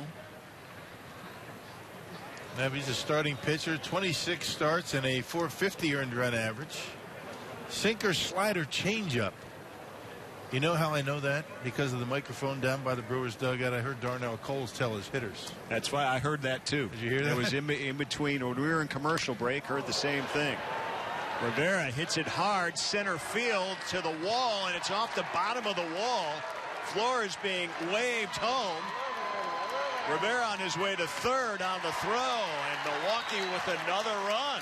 Hey, good job over there by Ed Cedar, because there was a little bit of a bobble out there in center field, and Eddie waited as long as he could, to make the decision whether to wave Flores around. And once he saw the bobble, there was no chance for the White Sox to throw him out. How about Yadiel Rivera? I mean, putting a charge into this baby. Almost knocking one out of here deep into center field, and Flores right away knew it was off the wall, and he's able to score with one out. Throws Sales a little bit, but and Rivera into third base. Here's Eric Young Jr. A chance to add to Milwaukee's lead with a runner at third and only one down. That Yadiel Rivera continues to impress. I mean, every time you see him out there doing something to solidify at least a spot on the roster. Good defense. He can swing the bat. And he leads the Brewers right now in spring training with 7 RBIs. That was your prediction when spring training opened, right? Yeah. You betcha. We do know this. There are some spots that need to be filled by some quality baseball players, and there are some here in this Brewers camp, and he's one of them. 23 at bats, that leads the team. So he's played a lot. EY with a base hit, but he was also robbed of what would have been his second hit by a great play from Anderson. That backhanded stop he made in the hole back in that third inning. EY hitting the ball well. He had a chance to meet up with his dad last weekend when the Rockies and Brewers play. His dad, the first base coach of Colorado, hits this one into center field, long ways almost to the track before the out is made out there by Jackson. Far enough, though, to plate another run as Rivera comes in. And the Brewers now lead this one 5-0. Doing what you have to do to score these runs, these add-on runs. Now the Brewers up 5-0. Yadiel Rivera driving in Flores, and he is driven in by EY Jr. What a difference a year makes, right? Guys you never even thought about in spring training last year. Well, half of this roster turned over, the 40-man. Interesting take is Jonathan Lucroy steps in there from Ken Rosenthal, who was on with us last half inning. He said he fully expects Jonathan Lucroy to be on a new team by the trade deadline at midseason. That's his take as he talks to his people around baseball. We shall see. Obviously, that's not a brand new rumor, that's for sure. Yeah, I've been hearing that all winter. Lucroy hit a home run his last at bat. This time he taps out to third. And that'll do it here in the fourth inning for Milwaukee, but they come up with a couple of more runs and now lead this one 5-0 over the White Sox.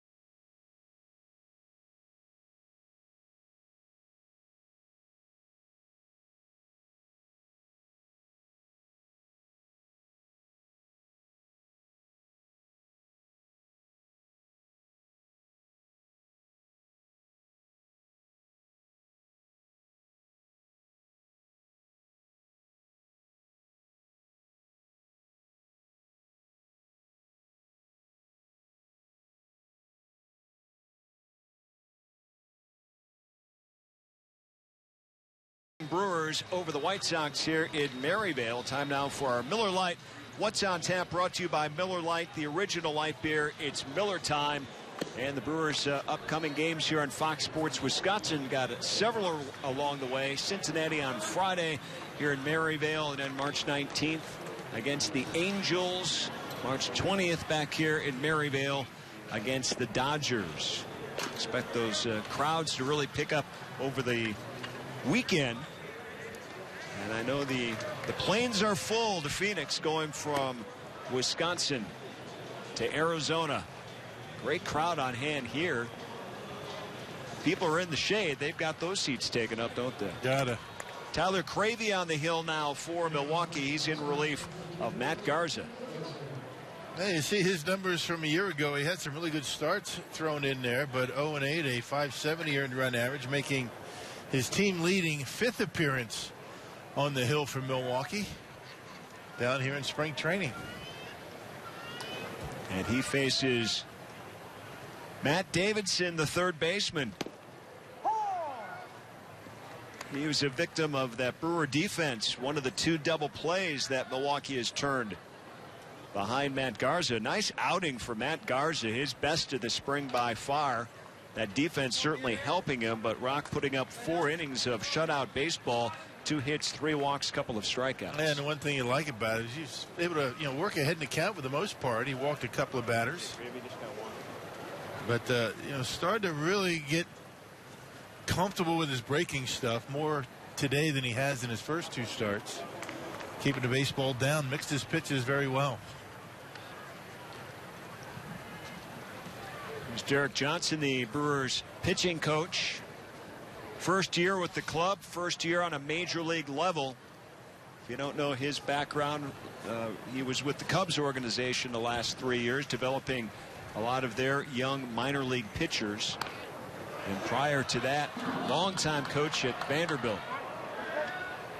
And doing exactly, we were talking to Darnell Coles before the game, and his approach to a lot of these hitters he hasn't seen a whole lot of. And you got to figure that Derek Johnson's going through the same thing. I mean, he's evaluating, taking a look, watching these guys go about their business, watching their deliveries. And you don't want to come in here all of a sudden and start changing people. But, in the back of his mind, I'm sure he has some ideas for each and every one of these guys. And you talk to the pitchers on this staff right now from Milwaukee. Matt Garza was raving about Derek Johnson after his last start, saying that he gets into it a little bit differently. It's all about the mindset so much. Not so much with the mechanics and all the X's and O's, but, talking about how mentally to approach your starts. And for Garza, at least, he was talking about how Johnson was really trying to stress winding it down just a little bit, not getting amped up so much, not letting things get wrapped up in the axle as much. And so far it seems like it's working for Matt. And you'd hope it would work for a guy like Cravey out on the hill right now too. It's interesting, you said he had a lot of opportunities last year but had a lot of bad luck along the way too. 8 losses in his first big league stint, and I was able to ask him about that and talk a little bit about it, and he made a pretty strong point that you have to stay on the positive side and know what you did right, because numbers like that will eat you up. Yeah, that was tested for him last year. You're not trying kidding. to stay positive, when you just see the losses start to rack up, and everybody goes back to his first start against the Cardinals. 7 innings against the Cardinals at Busch Stadium in his first major league start. Took a 1-0 loss. Pitched well enough to win in some of those games. There's no question about that. Cravey could be somebody that he's up for this, maybe playing that hybrid role. He's kind of a starter by trade, but also pitches in relief. So we talk about the versatility of a lot of position players having to play different positions. Sometimes it helps you when you're young like this to have the different roles on the pitching side of it too. This one hit hard, center field. On the run, Flores makes a nice catch right at the warning track. Man, doesn't play real deep, Flores. I mean, as we mentioned, he plays all over the outfield and first base. Going back and taking a look at the warning track, picking up the baseball again, which is always dangerous in this high Arizona sky, but able to haul it in. Talking to Eric Young Jr. about it. You can play outfield here. You can play it anywhere. And with the weather the way it's been, as Navarro steps in against Cravey, they are not predicting any more rain for the rest of the month of March here in Phoenix. Really? They know that already? Well, it's been so dry. You see, you asked about the weatherman down here. And so now he's got his forecast set for the rest of the month. Wow. He recorded them all just for go the on next vacation. how He's many done, broadcasts. Right? That's right. No rain until April. I'll see you. I'm going fishing. All the rain that hit California didn't come this way. Right. Lots of it. Texas.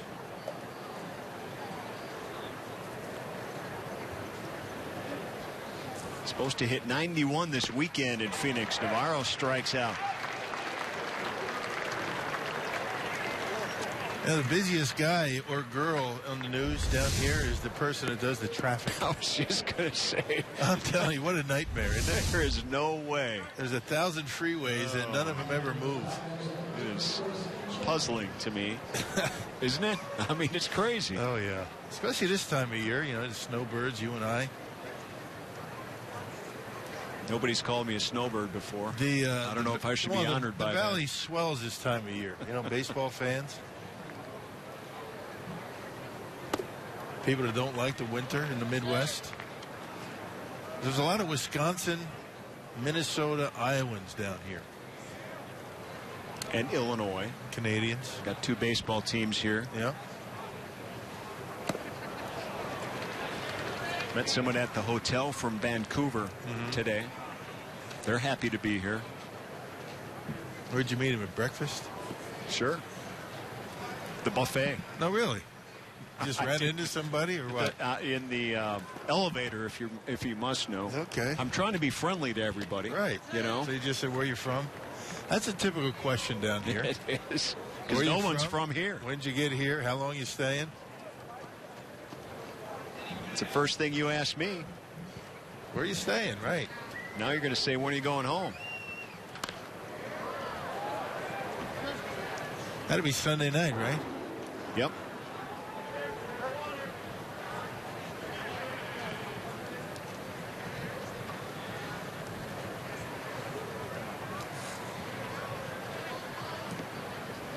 It's all good. Enjoy coming down here and spending time at spring training. That's for sure. If you haven't been down here before, you gotta give it at least one vacation shot. Because part of the experience of spring training, and you'll agree with this, is the accessibility to the players and how laid back it is.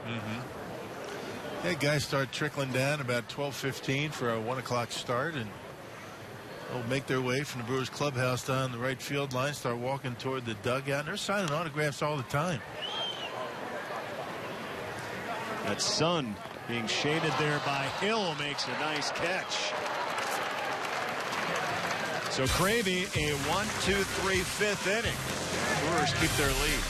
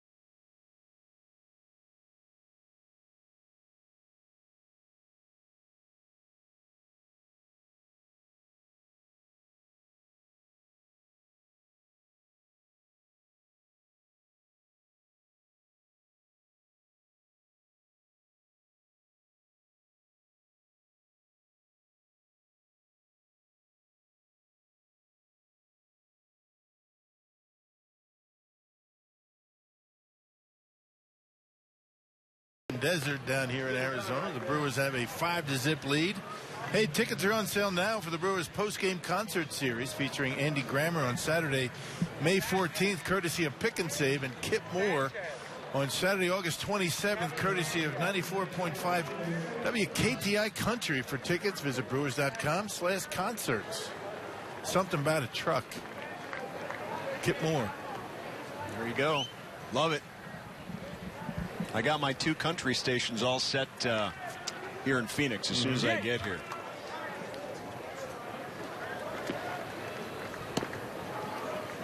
All right, Danish back on for another inning of relief for the White Sox. There's Kirk Neuenhuis, who came in to play left field for Ryan Braun last inning.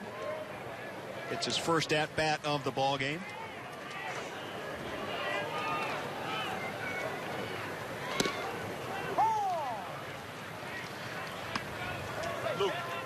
Neuenhuis in position here to compete for the center field starting job, or at the very least a roster spot in that outfield. If you got the experience with Neuenhuis, they all can run him down in the outfield. We've seen Flores today making a nice catch. Kean Broxton. And Neuenhuis taking a strike on the outside corner. A lot of athleticism, you know, for the Brewers with the guys that are looking to secure that center field spot. I was talking to Kean Broxton during batting practice, and get a chance to, sometimes you have to come up to these youngsters. You talk to them once or twice, and then you go away for a week like me. You got to come back and reintroduce yourself. And we had some good conversations about his days playing high school football. He was a wide receiver, because when he's in his uniform, he's got about the longest legs there are in the majors. Yeah, right. And he can run them down in center field. But you're right, all these guys, Flores made a great catch. Well, and that's what you would expect out of your center fielder. I mean, that is a defensive spot. You got to be able to cover a lot of ground. There's an awful lot of very big outfields in the National League. And let's face it, for all the years that Carlos Gomez was a Milwaukee Brewer, Rock, you get spoiled by what he was able to do year after year after year. And when he left on that trade and Santana took his spot, Santana's not a center fielder by trade. He did a nice job, but well, if you can't beat him, join him. Look at the numbers for Aaron Hill against the Brewers. He had some big games against Milwaukee. 340 batting average, 4 homers. Hit for the cycle against Milwaukee. That was all at Miller Park. Come on. I'll make pitch. So the Brewers don't have to worry about getting him out this year. Well, if he can hit 340 at home. Come on. He's had a good experience with Craig Counsell's crew here. He's real excited to be over. He spent majority of his career with the Diamondbacks. He's with the Blue Jays and cranked up the offense and really settled into the Diamondbacks family. But he's ready to help out here. Hits one on the nose. Nice backhanded play by Davidson. 2 down. Aaron Hill had his best year with the Toronto Blue Jays back in 09. Yeah. Had over 100 RBIs. Guy could hit.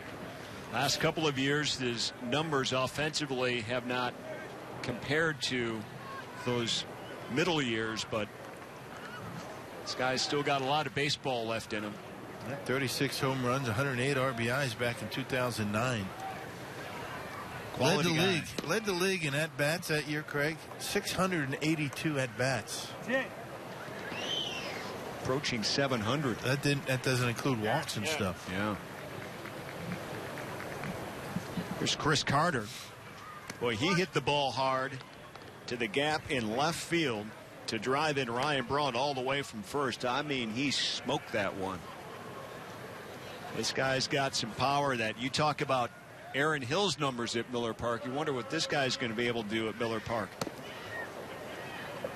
Talking to him, talking to Chris Carter about the ballpark in Houston and how it was to hit there. He said, left field was very short, but center field gap to gap is deep. Yeah.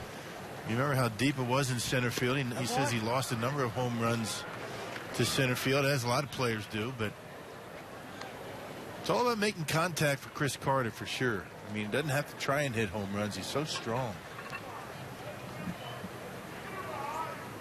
RBI double his last trip to the plate.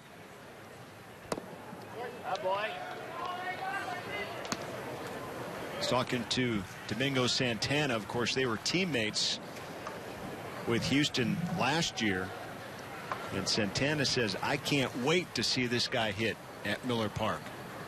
He goes, I know you guys got a lot of windows over there at Miller Park. Look out. Draws a walk. That's a positive sign for the 200 hitter.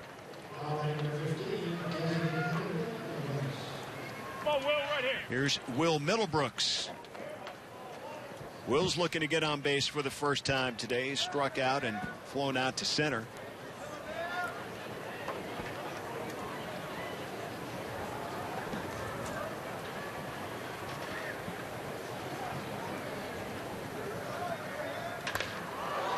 It's one on the nose, right field, and a nice leaping catch by Garcia. Seen some nice defensive plays by both teams in this game, and that one ends Middlebrooks' threat here in the 5th inning. 5-0 Milwaukee.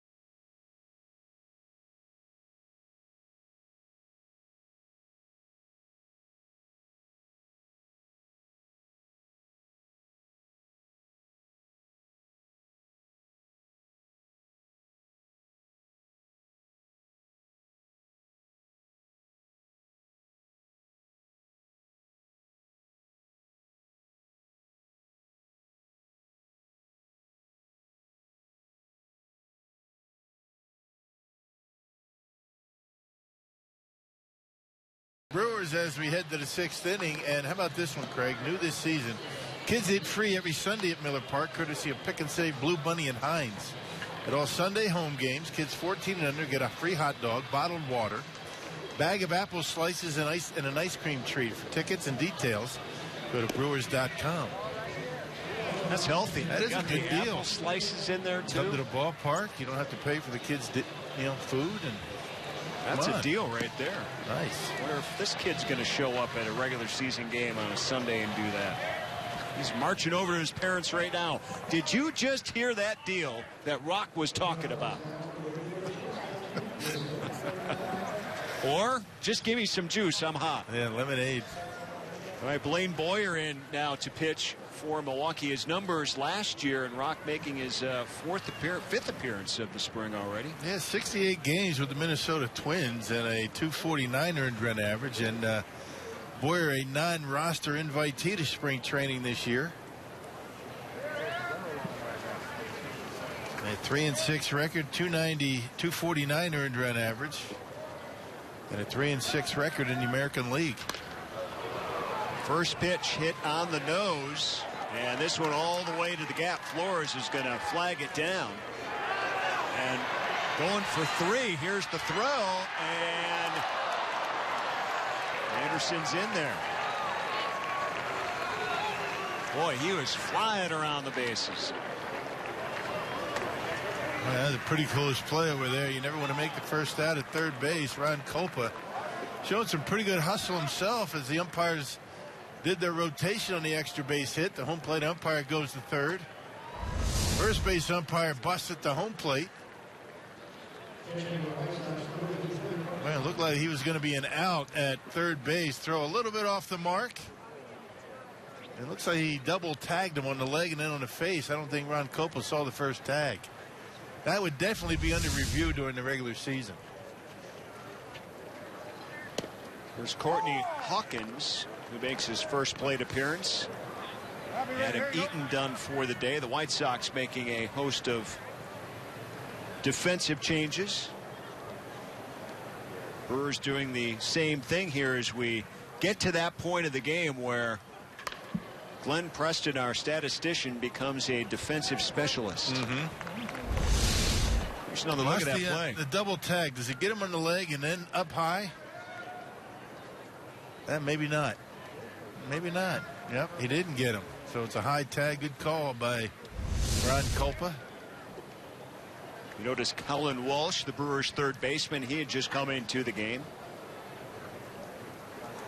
And now for Hawkins, the Brewers put on this big shift where they put 3 infielders and perfectly positioned right there as Rivera makes the catch. Second baseman way over on the shortstop side and hit right to him. What is amazing about these shifts? I mean, you just can't guess at them. Against a guy, if it's pitched right, it works. Against a guy you don't have a whole lot on. I mean, you know, Hawkins is a guy from the minor leagues, and you know the Brewers put the exaggerated shift, and it works beautifully. I mean, Yadier Rivera doesn't even have to move hardly. The ball hit right at him. Well, apparently somebody had something on Hawkins. They've got something on everybody. I'm telling you, you can't hide. Something else.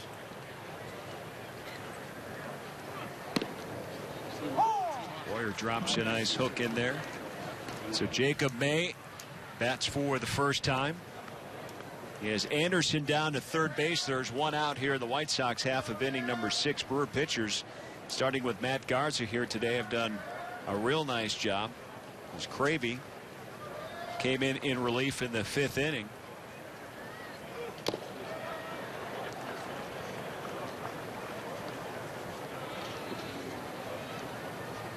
Andy Pena behind the plate catching for Cravey now. Andy Wilkins over at first. Shane Peterson out in right field. And Pena got one, a little bit of a knuckle buster. That foul tip got him on the thumb. It was going to hurt for a little bit.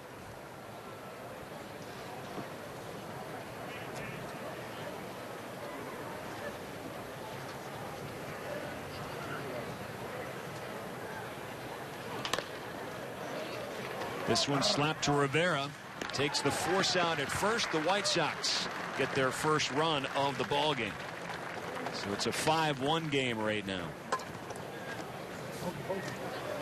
They play your infield back with a 5-0 lead, and Rivera able to make a nice play on the backhand. He's got nice soft hands. He's been impressive. We saw him a little bit last year in September. Goes up the middle. He goes to the glove side very well. Tremendous throwing arm. And he's been swinging the bat. Base is empty for Adam Engel. 3 straight pinch hitters for the White Sox. Robin Ventura, the manager.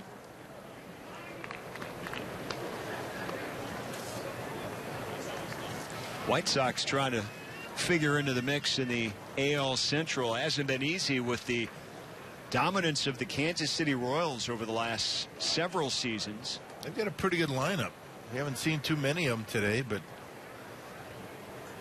Adam Eaton was playing today. He was DH. Melky Cabrera, Jose Abreu. We got the former Cincinnati Red Todd Frazier over at third base. Brett Laurie, Adam LaRoche, DH.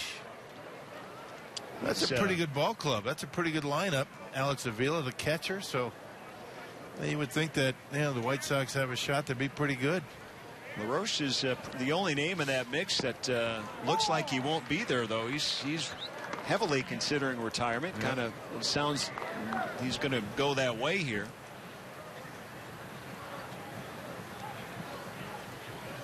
Robin Ventura, the White Sox manager.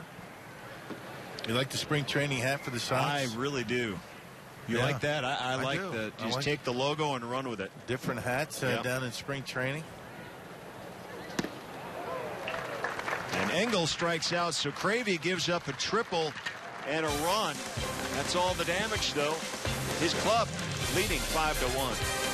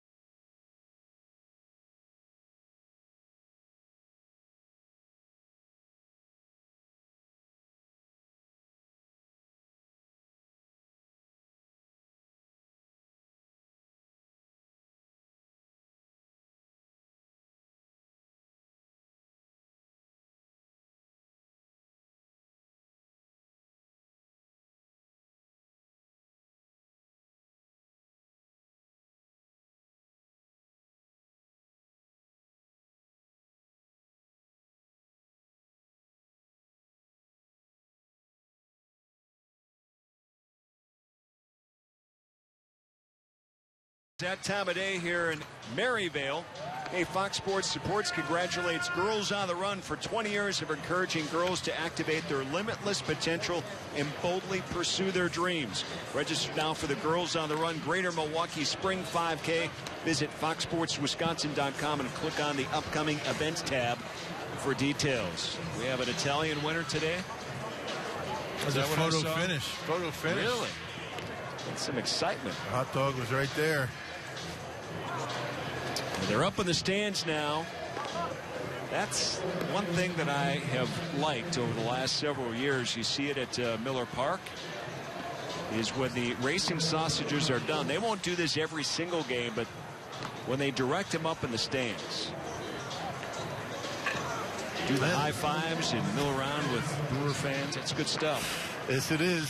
Zach Putnam, last year, 49 games with the White Sox. You can see his number is 4.07 earned run average. He's been with the Indians, the Rockies, the Cubs, now the White Sox. 2 years now with the White Sox.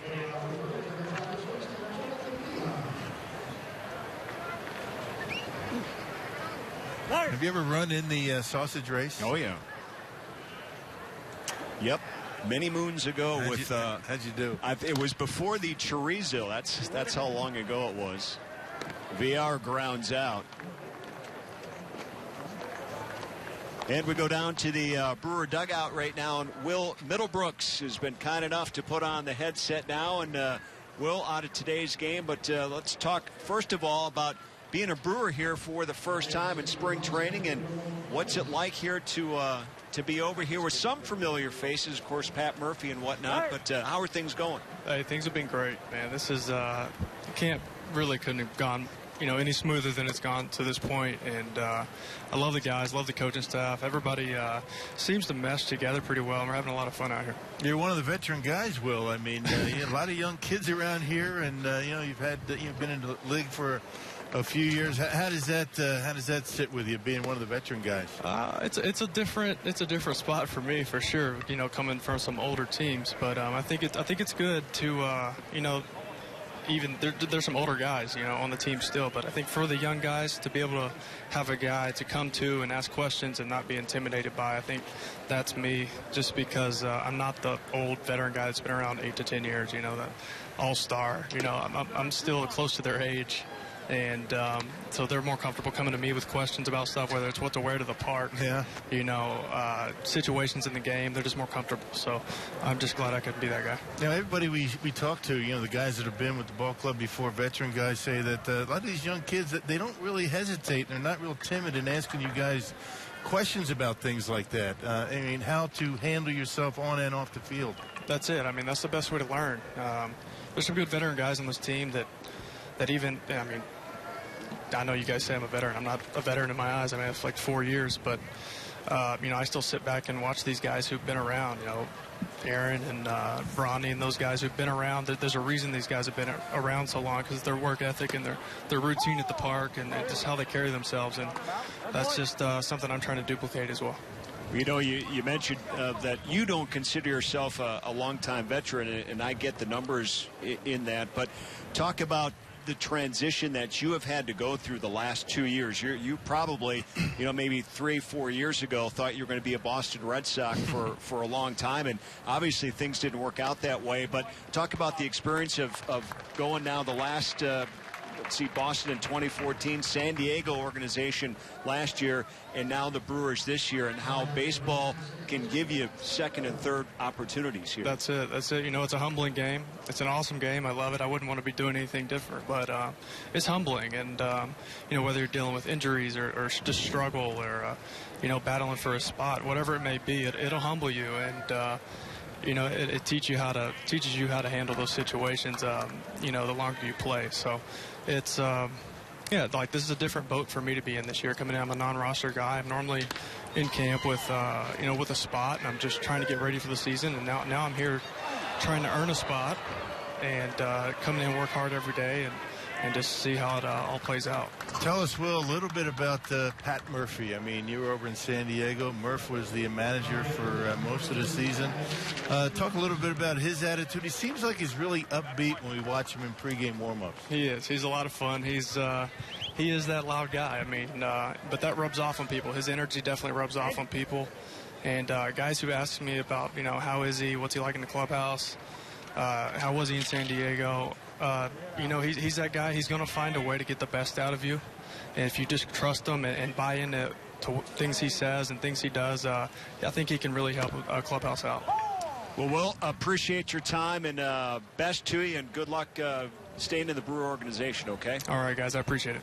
All right, that's Will Middlebrooks, who is vying for a spot in that Brewer infield here for the 2016 season. Good guy, good to talk to, good for the organization, that's for sure. And 4 years is a big-time veteran in this camp. Must be a seasoned veteran. In this camp it is, right?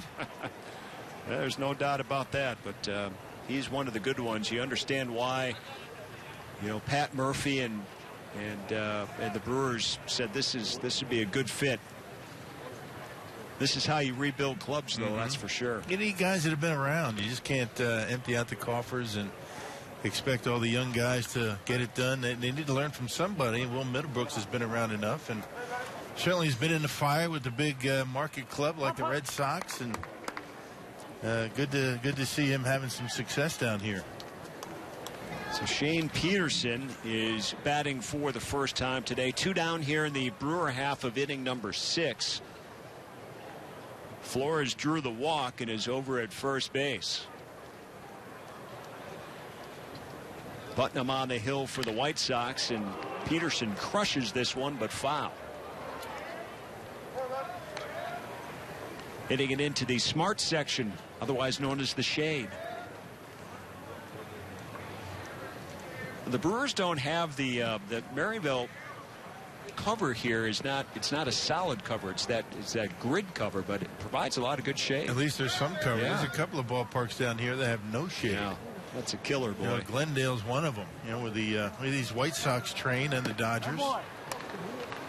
And Peterson strikes out here in the 6th inning. 3 more to go in the spring training game. The Brewers with a 5-1 lead over the White Sox.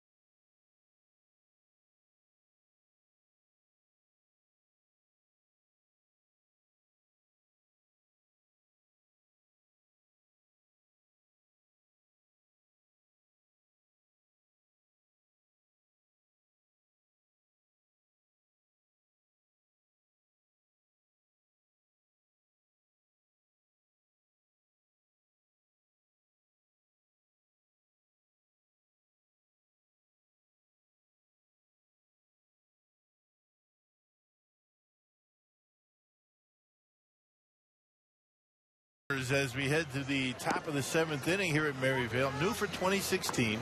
Brewers season seed holders now enjoy an exclusive rewards program featuring one-of-a-kind experiences such as on-field batting practice, a trip down Bernie's slide autograph sessions, and more. Visit Brewers.com/ticket plans to learn. What flew out of the booth just now, Rock? Our promos for Friday? I won my car keys. The great thing about coming down here for spring training, bring a ball and glove and have fun out in that grass outfield. It was a good time out there for sure.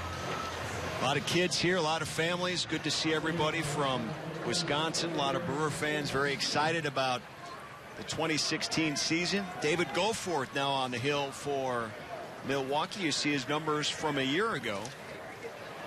Made some pretty good appearances. A hard thrower. He's got that slider breaking pitch that he uses. An earned run average a touch over 4, making appearance number 6. So he's been used quite a bit. Leads the team now in appearances with the 6.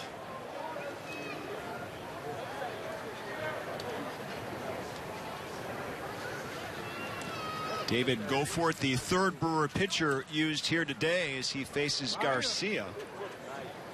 Still in the ball game for the White Sox, the big right fielder. 3rd at bat. Yeah, David Goforth trying to be a part of this bullpen. The bullpen right now, as Craig Counsell was talking about it today, still trying to build around Will Smith and Jeremy Jeffress. And Jeremy Jeffress has not played yet in a spring training game. He had that slight hamstring pull a couple of weeks ago shortly after arriving here, and today pitched some live BP and it went very well. So you would think next step could be game action here real soon, but Craig Counsell said he is not concerned. There's still a good couple of weeks of spring left for him to get himself out there and get enough innings of work in. And he said right now our bottom line is we still need to supplement Smith and Jeffress with quality relief pitching in that bullpen. Yeah, got to get to the 9th inning, right? So there are some opportunities available. You got Knebel, who has kind of been silent. He's got some shin splints.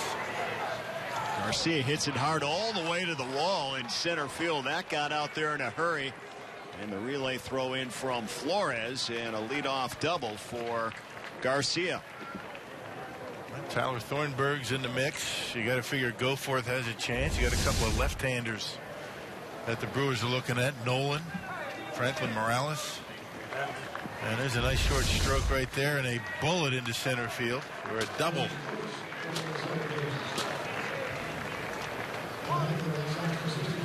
So the leadoff hitter on board for the White Sox.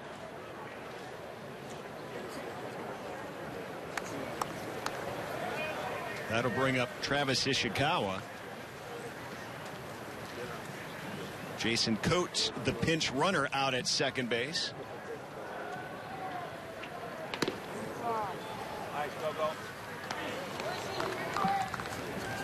Yeah, you mentioned Franklin Morales. He pitched on Tuesday and did some work over there in the minor league side. I haven't seen him in a major league game yet. Craig Counsell says he's gotten himself into some game action, so he wouldn't be surprised if he was set for the big league club later this week. I think the Brewers really think Morales can, as you mentioned, one of the lefties, can really help out this bullpen.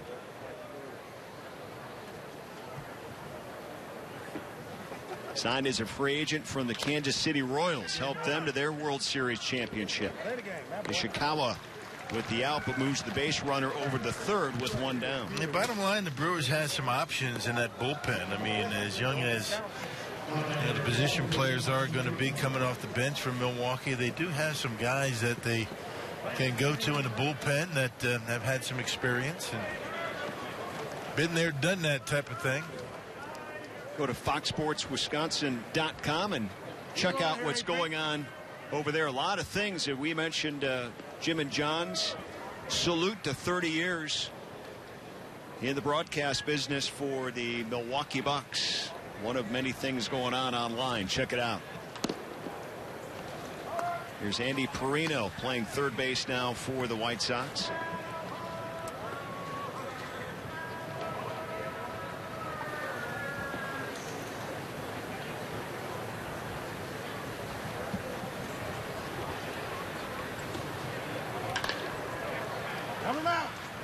This one to left.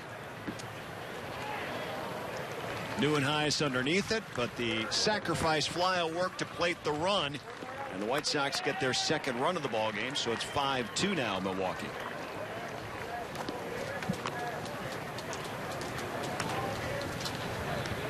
Come on, Pete.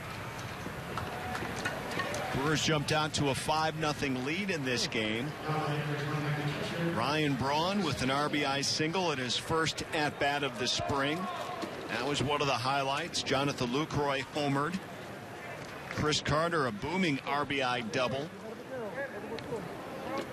Yadiel Rivera an RBI triple. A lot of good things happening with the Brewers at the plate. Here's Hector Sanchez, who's now the catcher.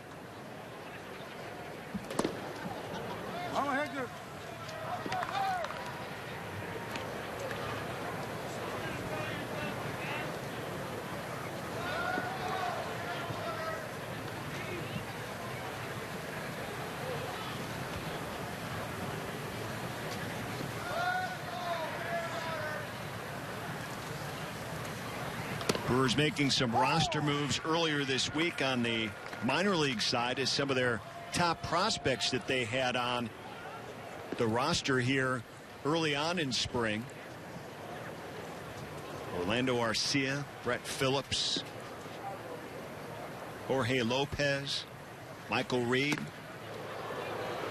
One of many that was sent to across the parking lot to do some minor league work. Now, of course, the Brewers really preferring that those guys start out at AAA. I'm sure we're going to see all of those that I mentioned on the Colorado Springs side, and then we'll see what happens once the season begins. But just having a taste to be over here with the big league club, and it's not so much all the veterans because it's become such a young squad now, but just to wear the big league uniform and go through the full spring training workout. Get to know the guys, get the coaching staff gets to know them. We saw a good sampling of Orlando Arcia, good-looking player, and Reed certainly is a guy that are big time in the Brewers' plans down the road.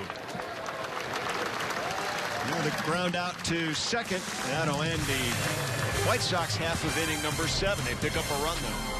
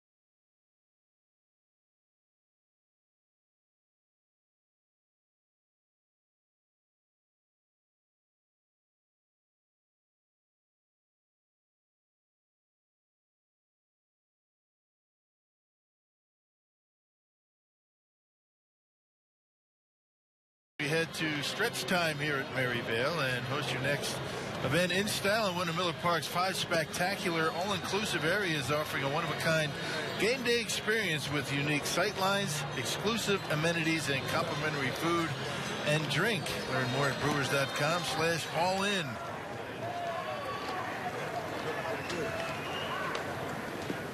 All right, bottom of the 7th we go. It's been a good day for Brewer fans here. Their team is up 5-2 over the White Sox. We've seen some very good offense. We've seen some great defensive plays. Some very solid pitching. Matt Garza, 4 very solid shutout innings.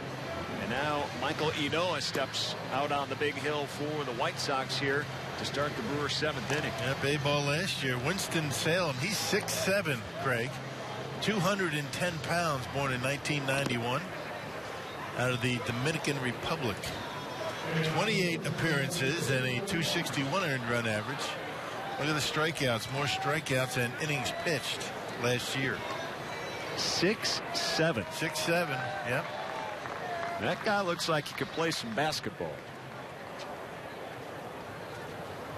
Pickup game or two here in the spring. Yep, a hard thrower.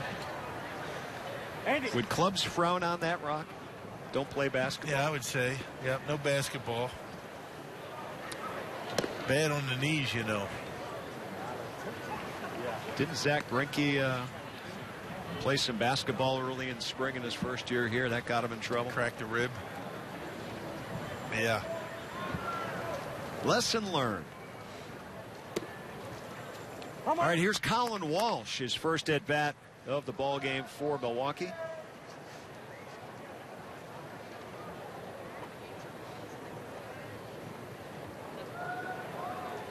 He bats in Jonathan Lucroy's spot number 2 in the batting order.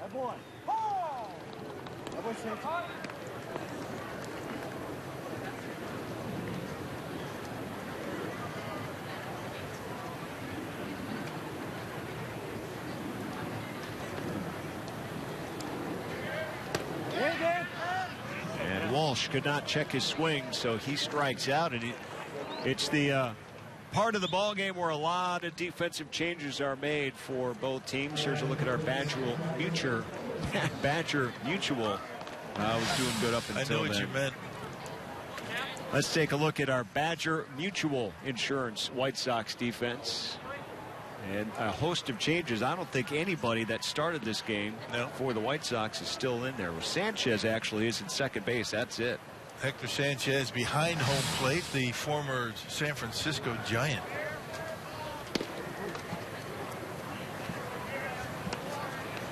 There's Neuenhuis now getting his second at bat of the ball game for the Brewers.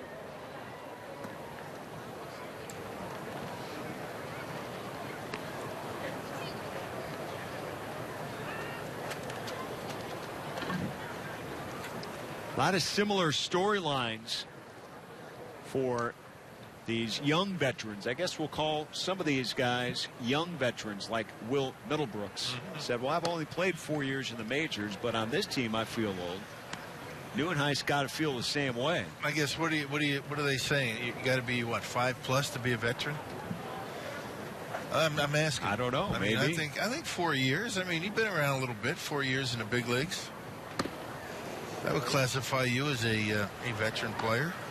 I think maybe in Middlebrooks' defense, he's probably saying, I wish I had 4 years consecutively where I was doing well and, you know, didn't have what he's gone through the last couple of years. I mean, 3 clubs in 3 years now, and that's not what he envisioned, that's for sure. But, right. You know, he did say, this game is humbling. There's no question about it. Well, he was a talk of baseball, you know, back when he came up with the Red Sox. He had a really good start to his career, hit some home runs, hit almost 300. And the Brewers are hoping that he could do that again. Meanwhile, this young man, you know, can bring it. He's throwing near 100 miles an hour. Brewers aren't really getting all 6'7" of his frame. Yeah, not getting very good swings, just kind of emergency hacks.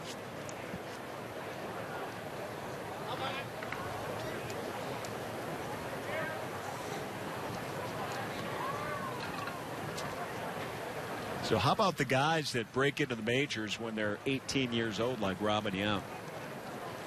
So you're 4 years in and you've hit, what, 21, 22? If you're 4 years. It's not an age thing, it's an experience thing. Age is a mindset, isn't it? It is when you get older. Just ask us. They've been through a lot. That's a good curveball. Wow. Real nice curveball. Neuenhuis got caught looking there. This guy's dealing. You're right. Check this out. Knee buckler. Goodness. Good pitch. Not much you can do with that, baby, when you're throwing 97, 98 miles an hour. Hang with him. Here's Manny Pena batting now for the first time today. Michael Enoa dealing here in the 7th inning. He's just throwing strikes. Got that live arm. Just has that natural movement and velocity. No radar gun here, Rock. What are we talking velocity-wise, though, in your opinion? 97, 98. Yeah. And reports have him, he can push 99 miles an hour at times. Got a slider and a changeup. We just saw a pretty good curveball. Who does he remind you of? Maybe a Felix Hernandez type? Early on? Well, if he throws like Felix Hernandez, he's got a bright future.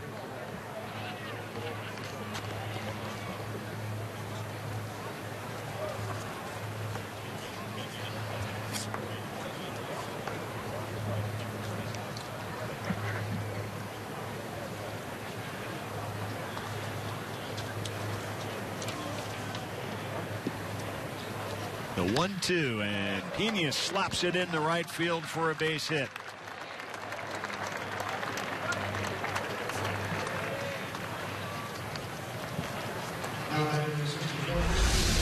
Yeah, just go right with it. Got that leg kick, foot down, then swing, and it does him a favor, keeps it away. You can get to a fastball that's got some velocity on it away much easier than you can when it's inside. Pena made the most of it. That's his 2nd hit of the spring and only his 8th plate appearance.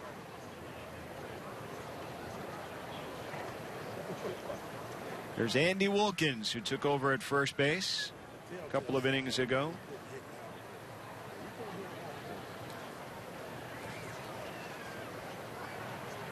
He took over for Chris Carter.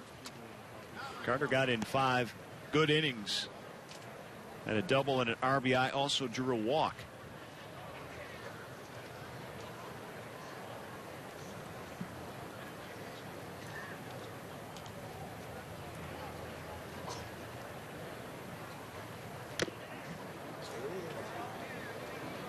Wilkins could be one of those guys in the mix in that infield. More of a first baseman by trade.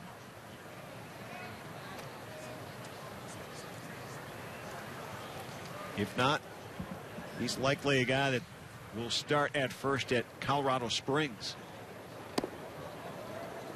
30 home runs last year at AAA. He was in this White Sox system a couple of years ago. Got a good swing. Really has a good idea up there at the plate.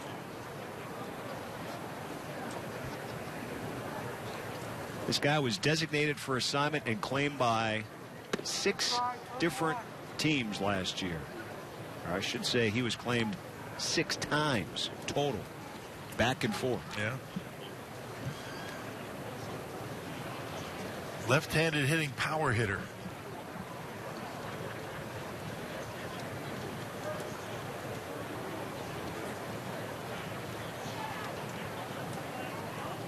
Wilkins with 6 RBIs already as the runner goes. This one hit right up the middle into center, a base hit. This piece of hitting by Wilkins. So Enora got the first 2 batters on strikeouts, and then Pena and Wilkins came up with 2-out hits.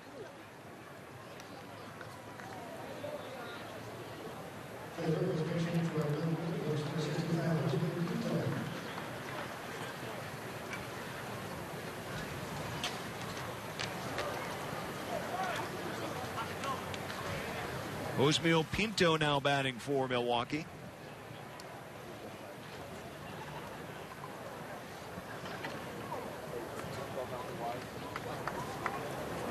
Sanchez out to talk to his young pitcher.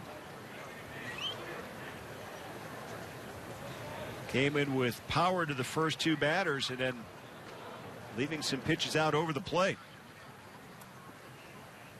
Big league hitters are going to be able to make adjustments when you're throwing hard. The only breaking ball that he's been able to throw for a strike was that one to Neuenhuis, and it was a dandy. That curveball to get him on strike 3.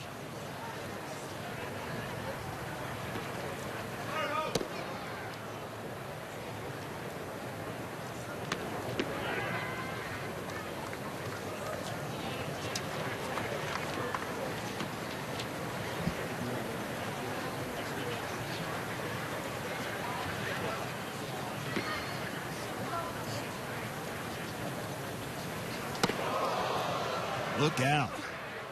Well, a slider. Good thing it wasn't a fastball. This came out of his hand and tried to throw a little bit too hard.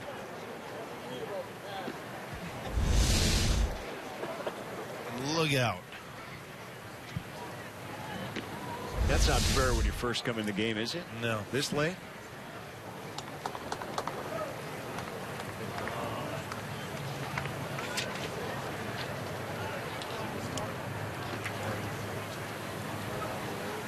Pinto at 286 so far here in the spring. Getting his 8th at bat.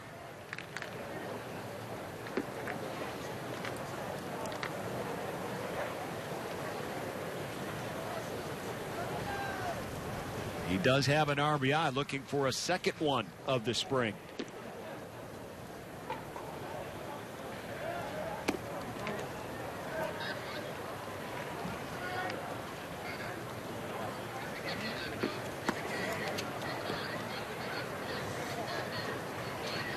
Brewers with the day off yesterday, and they came out fresh and ready to go here this afternoon.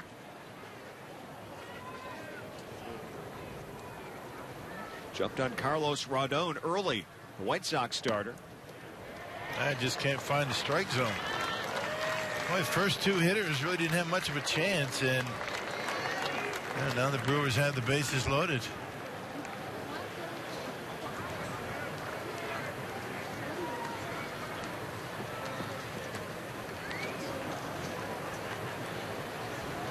Two down quickly.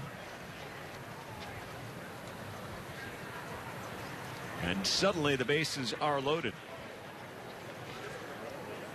This is where the 30-second rule is going to come in the regular season this year. From the time the manager or coach walks out of the dugout, he's got 30 seconds. I think he's there now.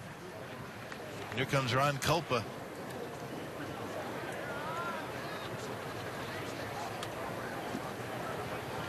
This is more point of emphasis to try to just speed along the game a little bit. They didn't start the clock, so Ron Culpa had to use his imagination as to how much time he had left. You're supposed to start that clock as soon as the manager or coach steps foot on the warning track.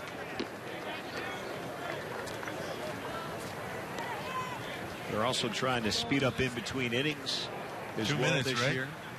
Keep it down to 2:05, I think it is, from 2:25, which means there's always kind of a 20-second grace period, but I think they're trying to eliminate that now.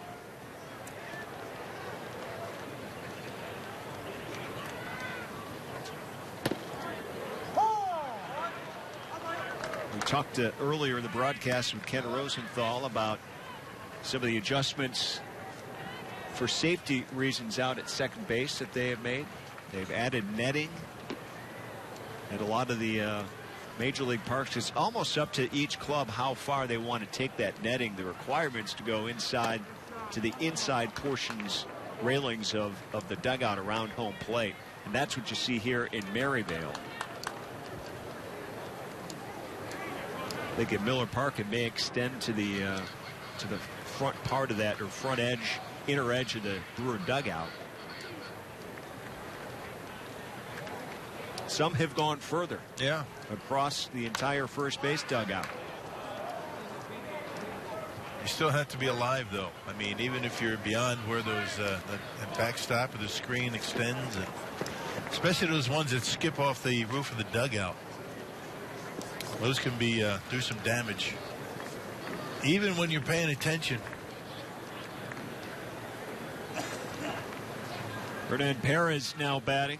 294 on the spring for him.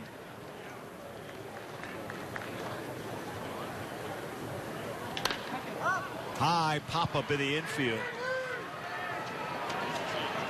And Inoa is going to get out of trouble. He retired the first two easily and then ran into trouble. But he strands the bases loaded.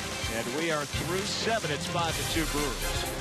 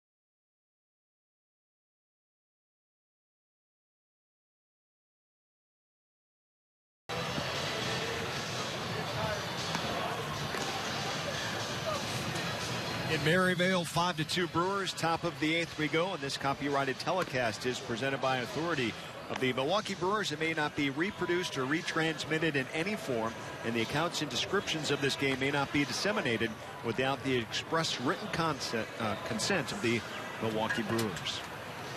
Getting late, can you tell? Voice is fading, the mouth is fading. No, it's okay. I mean, you're doing all right. I mean, it's early yet. Could be worse. Always hope to be vertical in your life when you wake up. Not in public. Horizontal, yeah. Ariel Pena on the hill for Milwaukee here in the 8th inning. He looks comfortable, though. He does look comfortable. I think he's out for the count. Do you think he knows Ariel Pena's pitching right now? I don't think he knows or cares at this point. I think that's why they announced they are out of beer in left field. Are they? Bummer.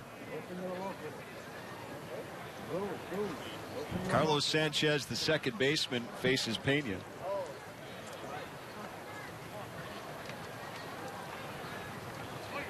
That Pena is still trying to come up with that real consistent third pitch. Fastball slider. Made 5 starts, 6 appearances with the Brew Crew last year. Was working out of the bullpen down in Colorado Springs just about all season until his last 7 appearances. They converted him to a starter and pitched pretty well for the Brewers, a 2-1 record.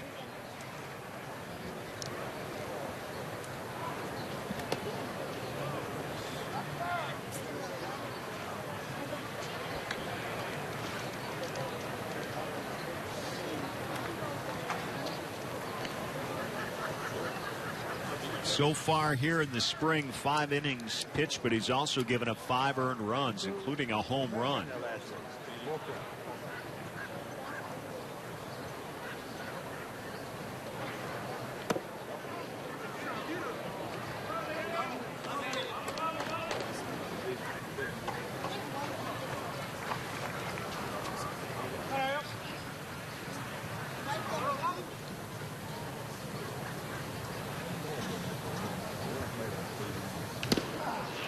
He spent the last 2 seasons at AAA, and as you mentioned, Ron, got that dose in the majors in September. And right about now, you would think in his career, it's not so much make or break, but it's can you take that next giant step? Right. third pitch if you want to be a starter. Tapped on the ground. Nice backhanded play by Wilkins and a nice flip to Pena for the out. Yep, and Wilkins got it to Pena very quickly. Let him catch the ball and then find the bag. Very aggressive. You charge it. You take that short hop, make it a little bit easier on yourself, and look how quickly he gets it to Pena, who's there for the out. Pitcher's fielding practice, done to perfection. Well, you spend a lot of time here at spring training like we do, and you see it every single day, how much they work on the defense. Batting practice today, they were working on the first and third steal situation. You know, throw through, you fake, go to third base, every type of situation that might come up in a game, things you don't work on necessarily during the regular season, but you have plenty of time to do it down here. Here's Leori Garcia to face Pena. Little tapper to short. That's where Perez is now. Quickly 2 down. We talked about Pat Murphy's influence. We asked Will Middlebrooks, we had him on, and brings a nice, good personality to this team. You talk about the defensive work before BP today. We thought that Murphy was doing his best Chris Farley imitation about being down at the river. Yeah. I mean, he was really getting into how he was trying to relate to these players. Showing some enthusiasm. You got to show some enthusiasm. And down here, that's important when you get to the middle part of spring training. Oh my God. And we talk every single year about how long spring training is, and it's essentially for the pitchers. Pitchers, being able to, pitch enough to be able to extend to get to 100 pitches by opening day. We're very close. And relievers need to be able to throw on back-to-back days, so that's why it's a month long. Games anyway. I mean, spring training is 6 weeks long. Position players have a tendency to lose focus this time of spring. Now that'll change in about a week when you've only got about a week to 10 days before the regular season. Then position players really start to dial it in for real.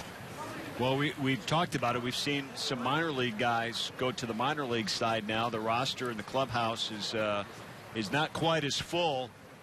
That's kind of to the point now we're seeing Ryan Braun make his first spring training game today as well. Starting to turn the corner a little bit now at spring, aren't we? Yes, sir. Yeah, and these coaches, you just saw a shot of the coaches. These guys, they work hard. The staff, the coaches, they're here early and stay late. Hawkins hits it hard, and it is caught out there. Looks like Keon Broxton ended up with the ball, collides with Shane Peterson, and the best news of that is not the out, it's that they got up and appear to be just fine. Tough part of the game to have that miscommunication.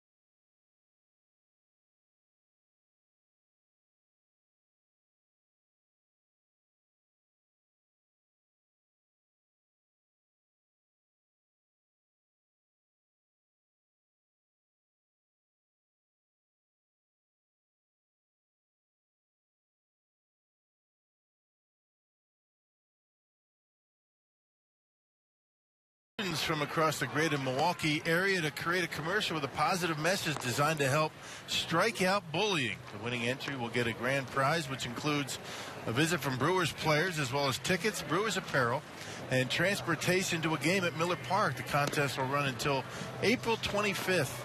For more details and to submit an entry, go to brewers.com/beyondthediamond. A lot of good things the ball club is doing this year. No doubt. No doubt about that. Connecting with the community. And Matt Perk last year in the minor leagues, 20 appearances and 463 or 436 earned run average, a 3-6 record. A-ball last year, Hagerstown, actually A-ball and Double-A. Combined, 10 games for Perk. I should say 20 games. I'll get it right.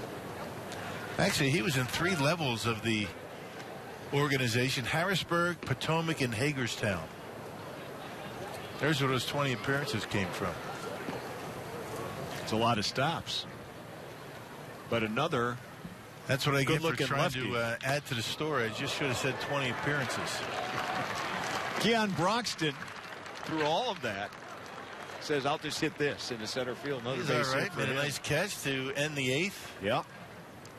And starts out with a base hit. And fastball out over the plate. Perk not a hard thrower. Waits back nicely and bangs it into center field. A young man that likes to run. .263 coming in for Broxton. Had a couple of RBIs. And again, he's in that mix for a spot in that outfield. It'd be interesting to see what the next 2 weeks brings as far as that spot right now. In your opinion, is it still up for grabs? I think the field is down to maybe 2 or 3. I don't think it's 9 anymore for sure, but I think Broxton is going to get a real good look, and Neuenhuis. I think those are the 2 that have the inside track. There are others, and the Brewers coaching staff really keeping that close to the vest. There's Jake Elmore. Based on who we've seen out there and how often they're playing, and I think those are the guys that have the best opportunity to actually make starts in center field. There's going to be bench players that are going to be in that mix.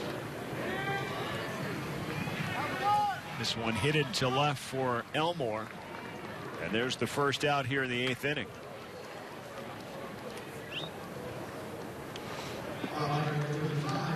Here's Shane Peterson.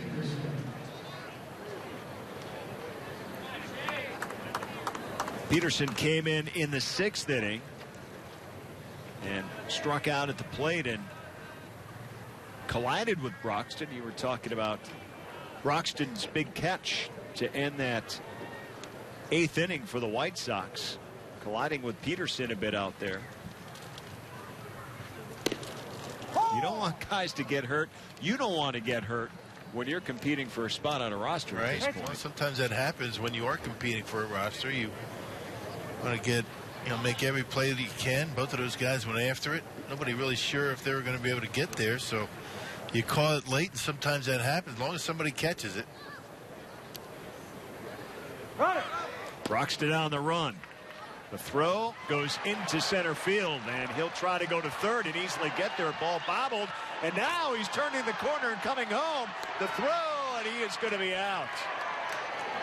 Broxton thought he was safe, but I'm not sure if he didn't do all that on his own coming into third base. Well, you got to. I mean, you can't wait to have your third base coach tell you what to do. And I think he was trying to catch the White Sox napping, but they were right on. He was out easily.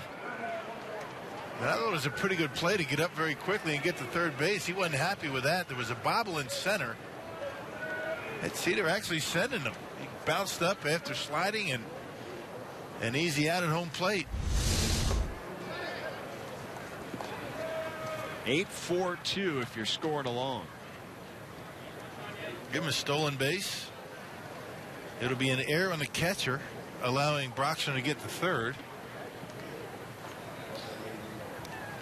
credit the put out to Hector Sanchez to get the out at home plate. A lot going on that play. Boy, you're not kidding. Stolen base, E2, and Sanchez gets an error and a put out on the same play. Don't you love baseball, though? I do. When you can score like that and really keep yourself, I mean, as a fan, Right. it is very enjoyable. Woo, Peterson, he got hit.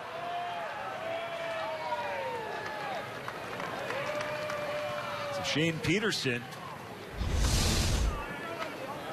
and on that inside wrist or forearm.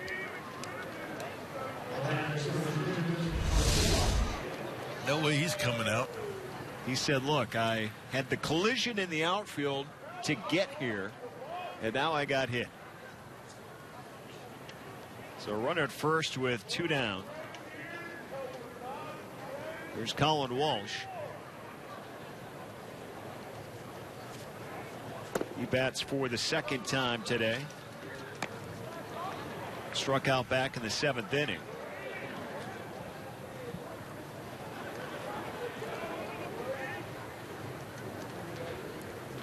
A Rule 5 draft pick from Oakland in December. So we'll see if Colin Walsh can stick with the club, be around all season or not in order to stay here. I think that depends on Scooter Gennett, right? How's he going to be coming along? Walsh has got a lot of starts out at second base.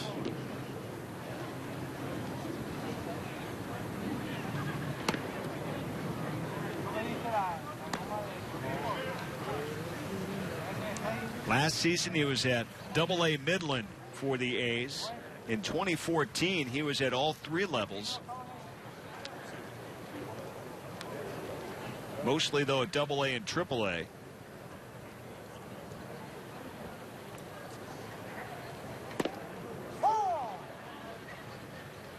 Batted .302 with 13 home runs and 49 RBIs a year ago at the Double-A level.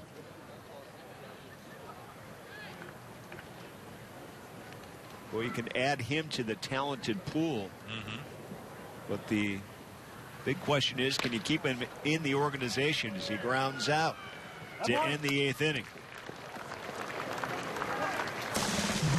To the 9th we go. It's 5-2 Milwaukee.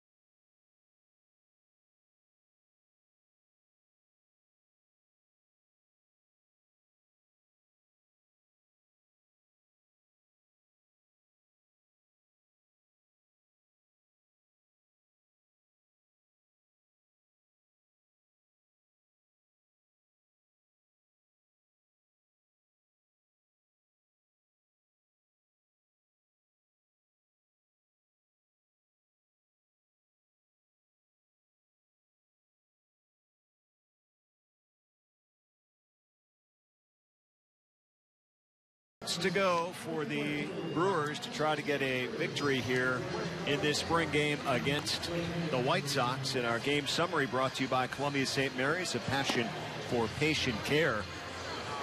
Jonathan Lucroy with a solo home run. Yadiel Rivera with a triple and an RBI. It was Ryan Braun making his spring training debut as well. He had an RBI single and scored a run. Matt Garza pitched well. 4 innings of shutout baseball.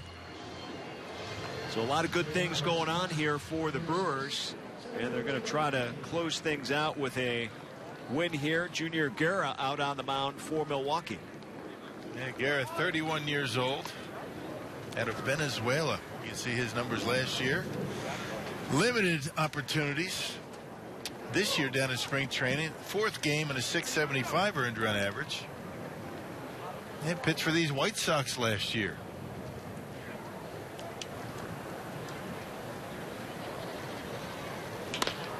And this one off of Guerra's glove. And Jacob Bay is going to be safe on an infield hit. Check out Guerra, make sure he's okay. Don't know if that glanced off just his glove or his wrist as well. It looks like he says he's fine. And not a hard thrower, Guerra. Yep, that got the glove. The thumb of the glove slowed it down enough. Well, for a second it might have a play, but getting down that line quickly and a base hit. There's Adam Engel, who came in the 6th inning.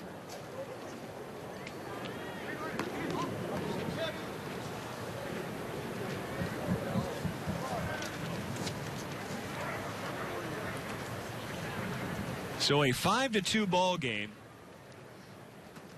Brewers out in front here in the 9th inning. Runner on the go. Throw by Pena is late. So stolen base for May. The Rock, this would be obviously a true save situation on a normal Major League day, if we were talking April or not. And this is some of the topics that Craig Counsell was addressing today between Jeremy Jeffress, Will Smith. And he said, I'm not going in to our opening day roster and say that we have a closer. Right now it's going to be mostly those two guys figuring it out, that they have the luxury of a right-hander and a left-hander. Yep, the matchups. Who's coming up? But it's the question for Craig Counsell and the coaching staff right now, who's going to get the Brewers to the 9th inning? How the bullpen's going to shape up 7th, 8th inning. But at this point of a spring training game, too, where, closers have already gotten their work in one way or the other. Right. There's Tillman getting loose in that Brewer bullpen.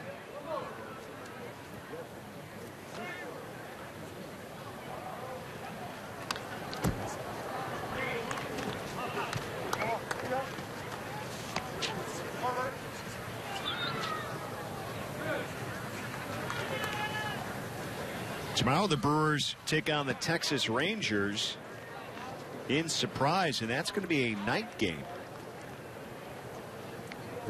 One of very few night games here. Brewers have a couple of those. They have one at Talking Stick later on.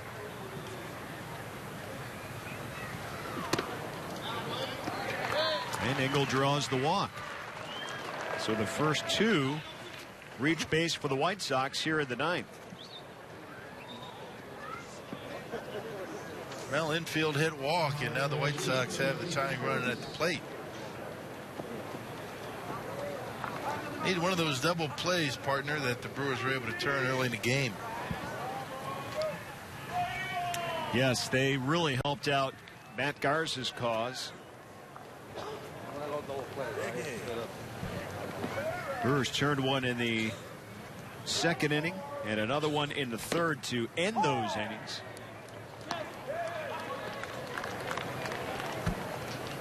There's Jason Coates.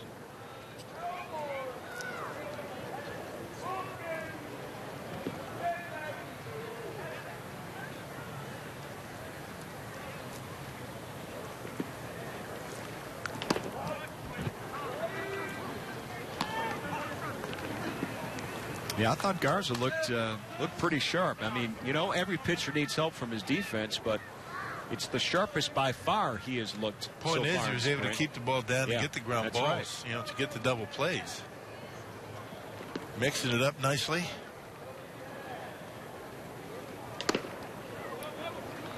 Didn't look like he was throwing all that hard today. I mean, we've seen him have better velocity, but I think his location was good and apparently working on off speed. You know, last year when you watched Garza in spring training, it was basically all fastballs for the first, fastballs, change-ups, first 2 or 3 outings, but he has been mixing it up from day one.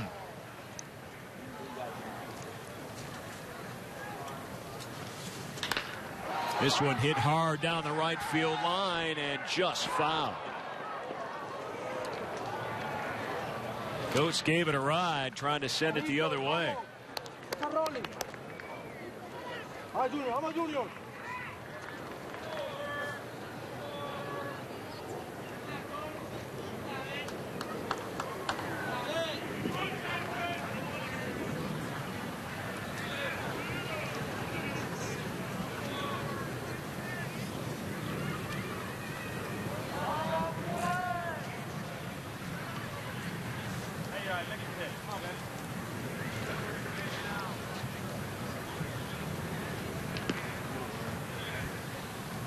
Here's the 2-2.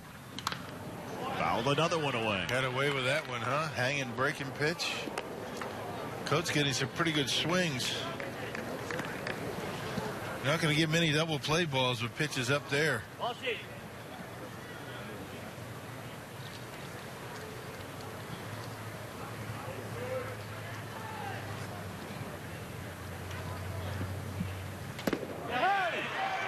And he couldn't lay off that one as Guerrero comes up with a much-needed strikeout. First out of the 9th inning.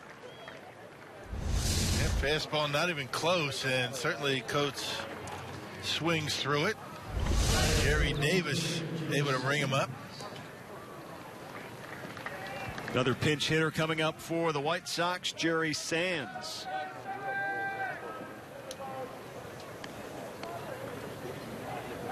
.236 a year ago for Sands.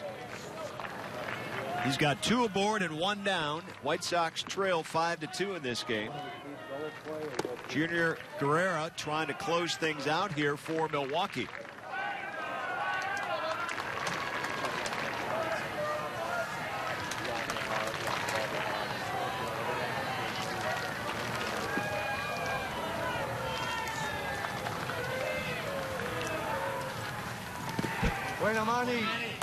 Nice stop behind the plate by Pena. Yep, that keeps that double play alive. That was a tough one to block. A slider almost in front of home plate.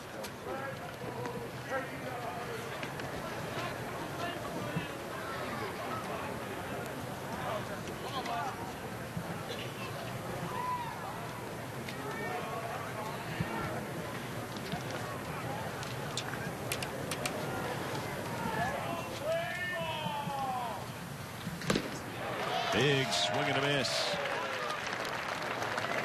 2-1.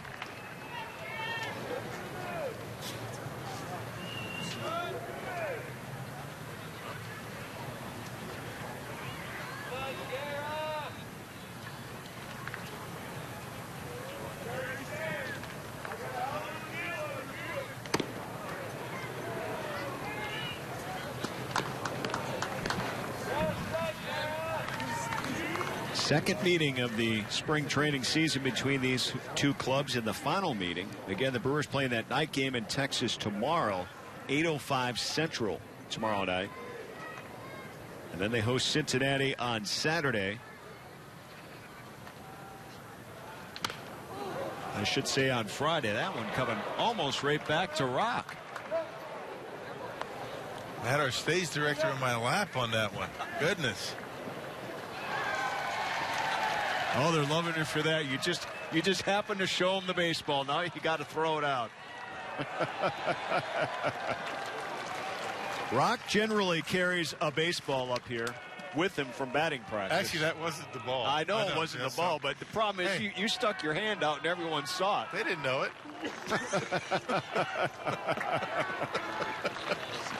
Anytime a ball is fouled straight back, everyone here at Maryville will turn and wonder who's going to throw that back. Guerrero, another strikeout. It's time he gets rid of Sands. Oh, boy. There's that fastball blowing it right by him. Actually, it wasn't even the same booth. It went in the booth next to it. It did it. I just happened to have a baseball I was playing with. I stick it up, and everybody goes nuts. Hey, I'm not going to take that away from him. No. No, indeed.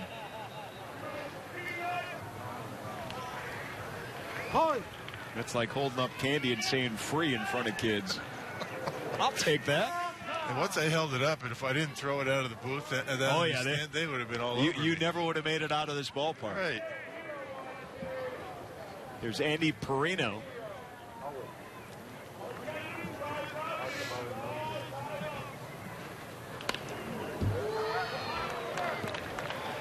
Guerrero allowed the first two runners to reach. It was a base hit by May, then he walked Engel. They're still at first and second. He was able to pick up 2 big strikeouts. Looking for a third out right here to close things off.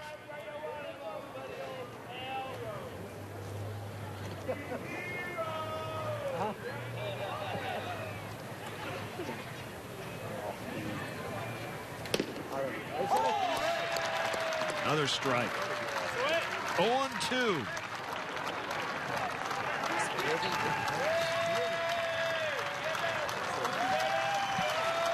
Now you got a backup baseball. Yeah. Oh. Outside, 1-2. This is actually the real one. This is the actual one that was in the booth. Oh, is it all scuffed up? Yeah. It's flat on one side here, present. Oh, thanks. He gives me this one. All right, though, if I hold it out, let's see if anyone's watching. Anybody? Nope, you're watching the action on the field. They're smart people. Ball and 2 strikes. Looking for that final strike. Can't get it.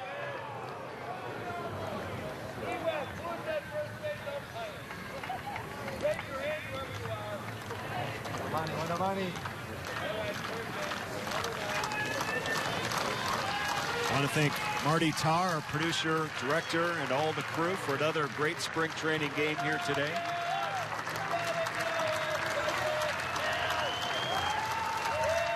Do a terrific job. A lot of work here in Arizona throughout the month of March. This one fouled away again. And producer and director. That's right. Double duty.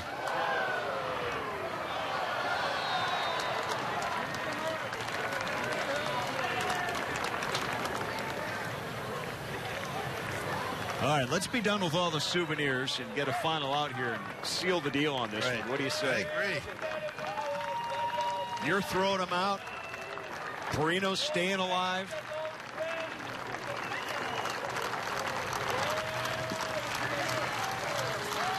Two balls and 2 strikes. Here comes Guerrero. This one, right field, Peterson. And there's the final out. Brewers a winner here today as Guerrero closes things out. 5-2 is the final score. We're coming right back to Maryvale after this word on Fox Sports Wisconsin.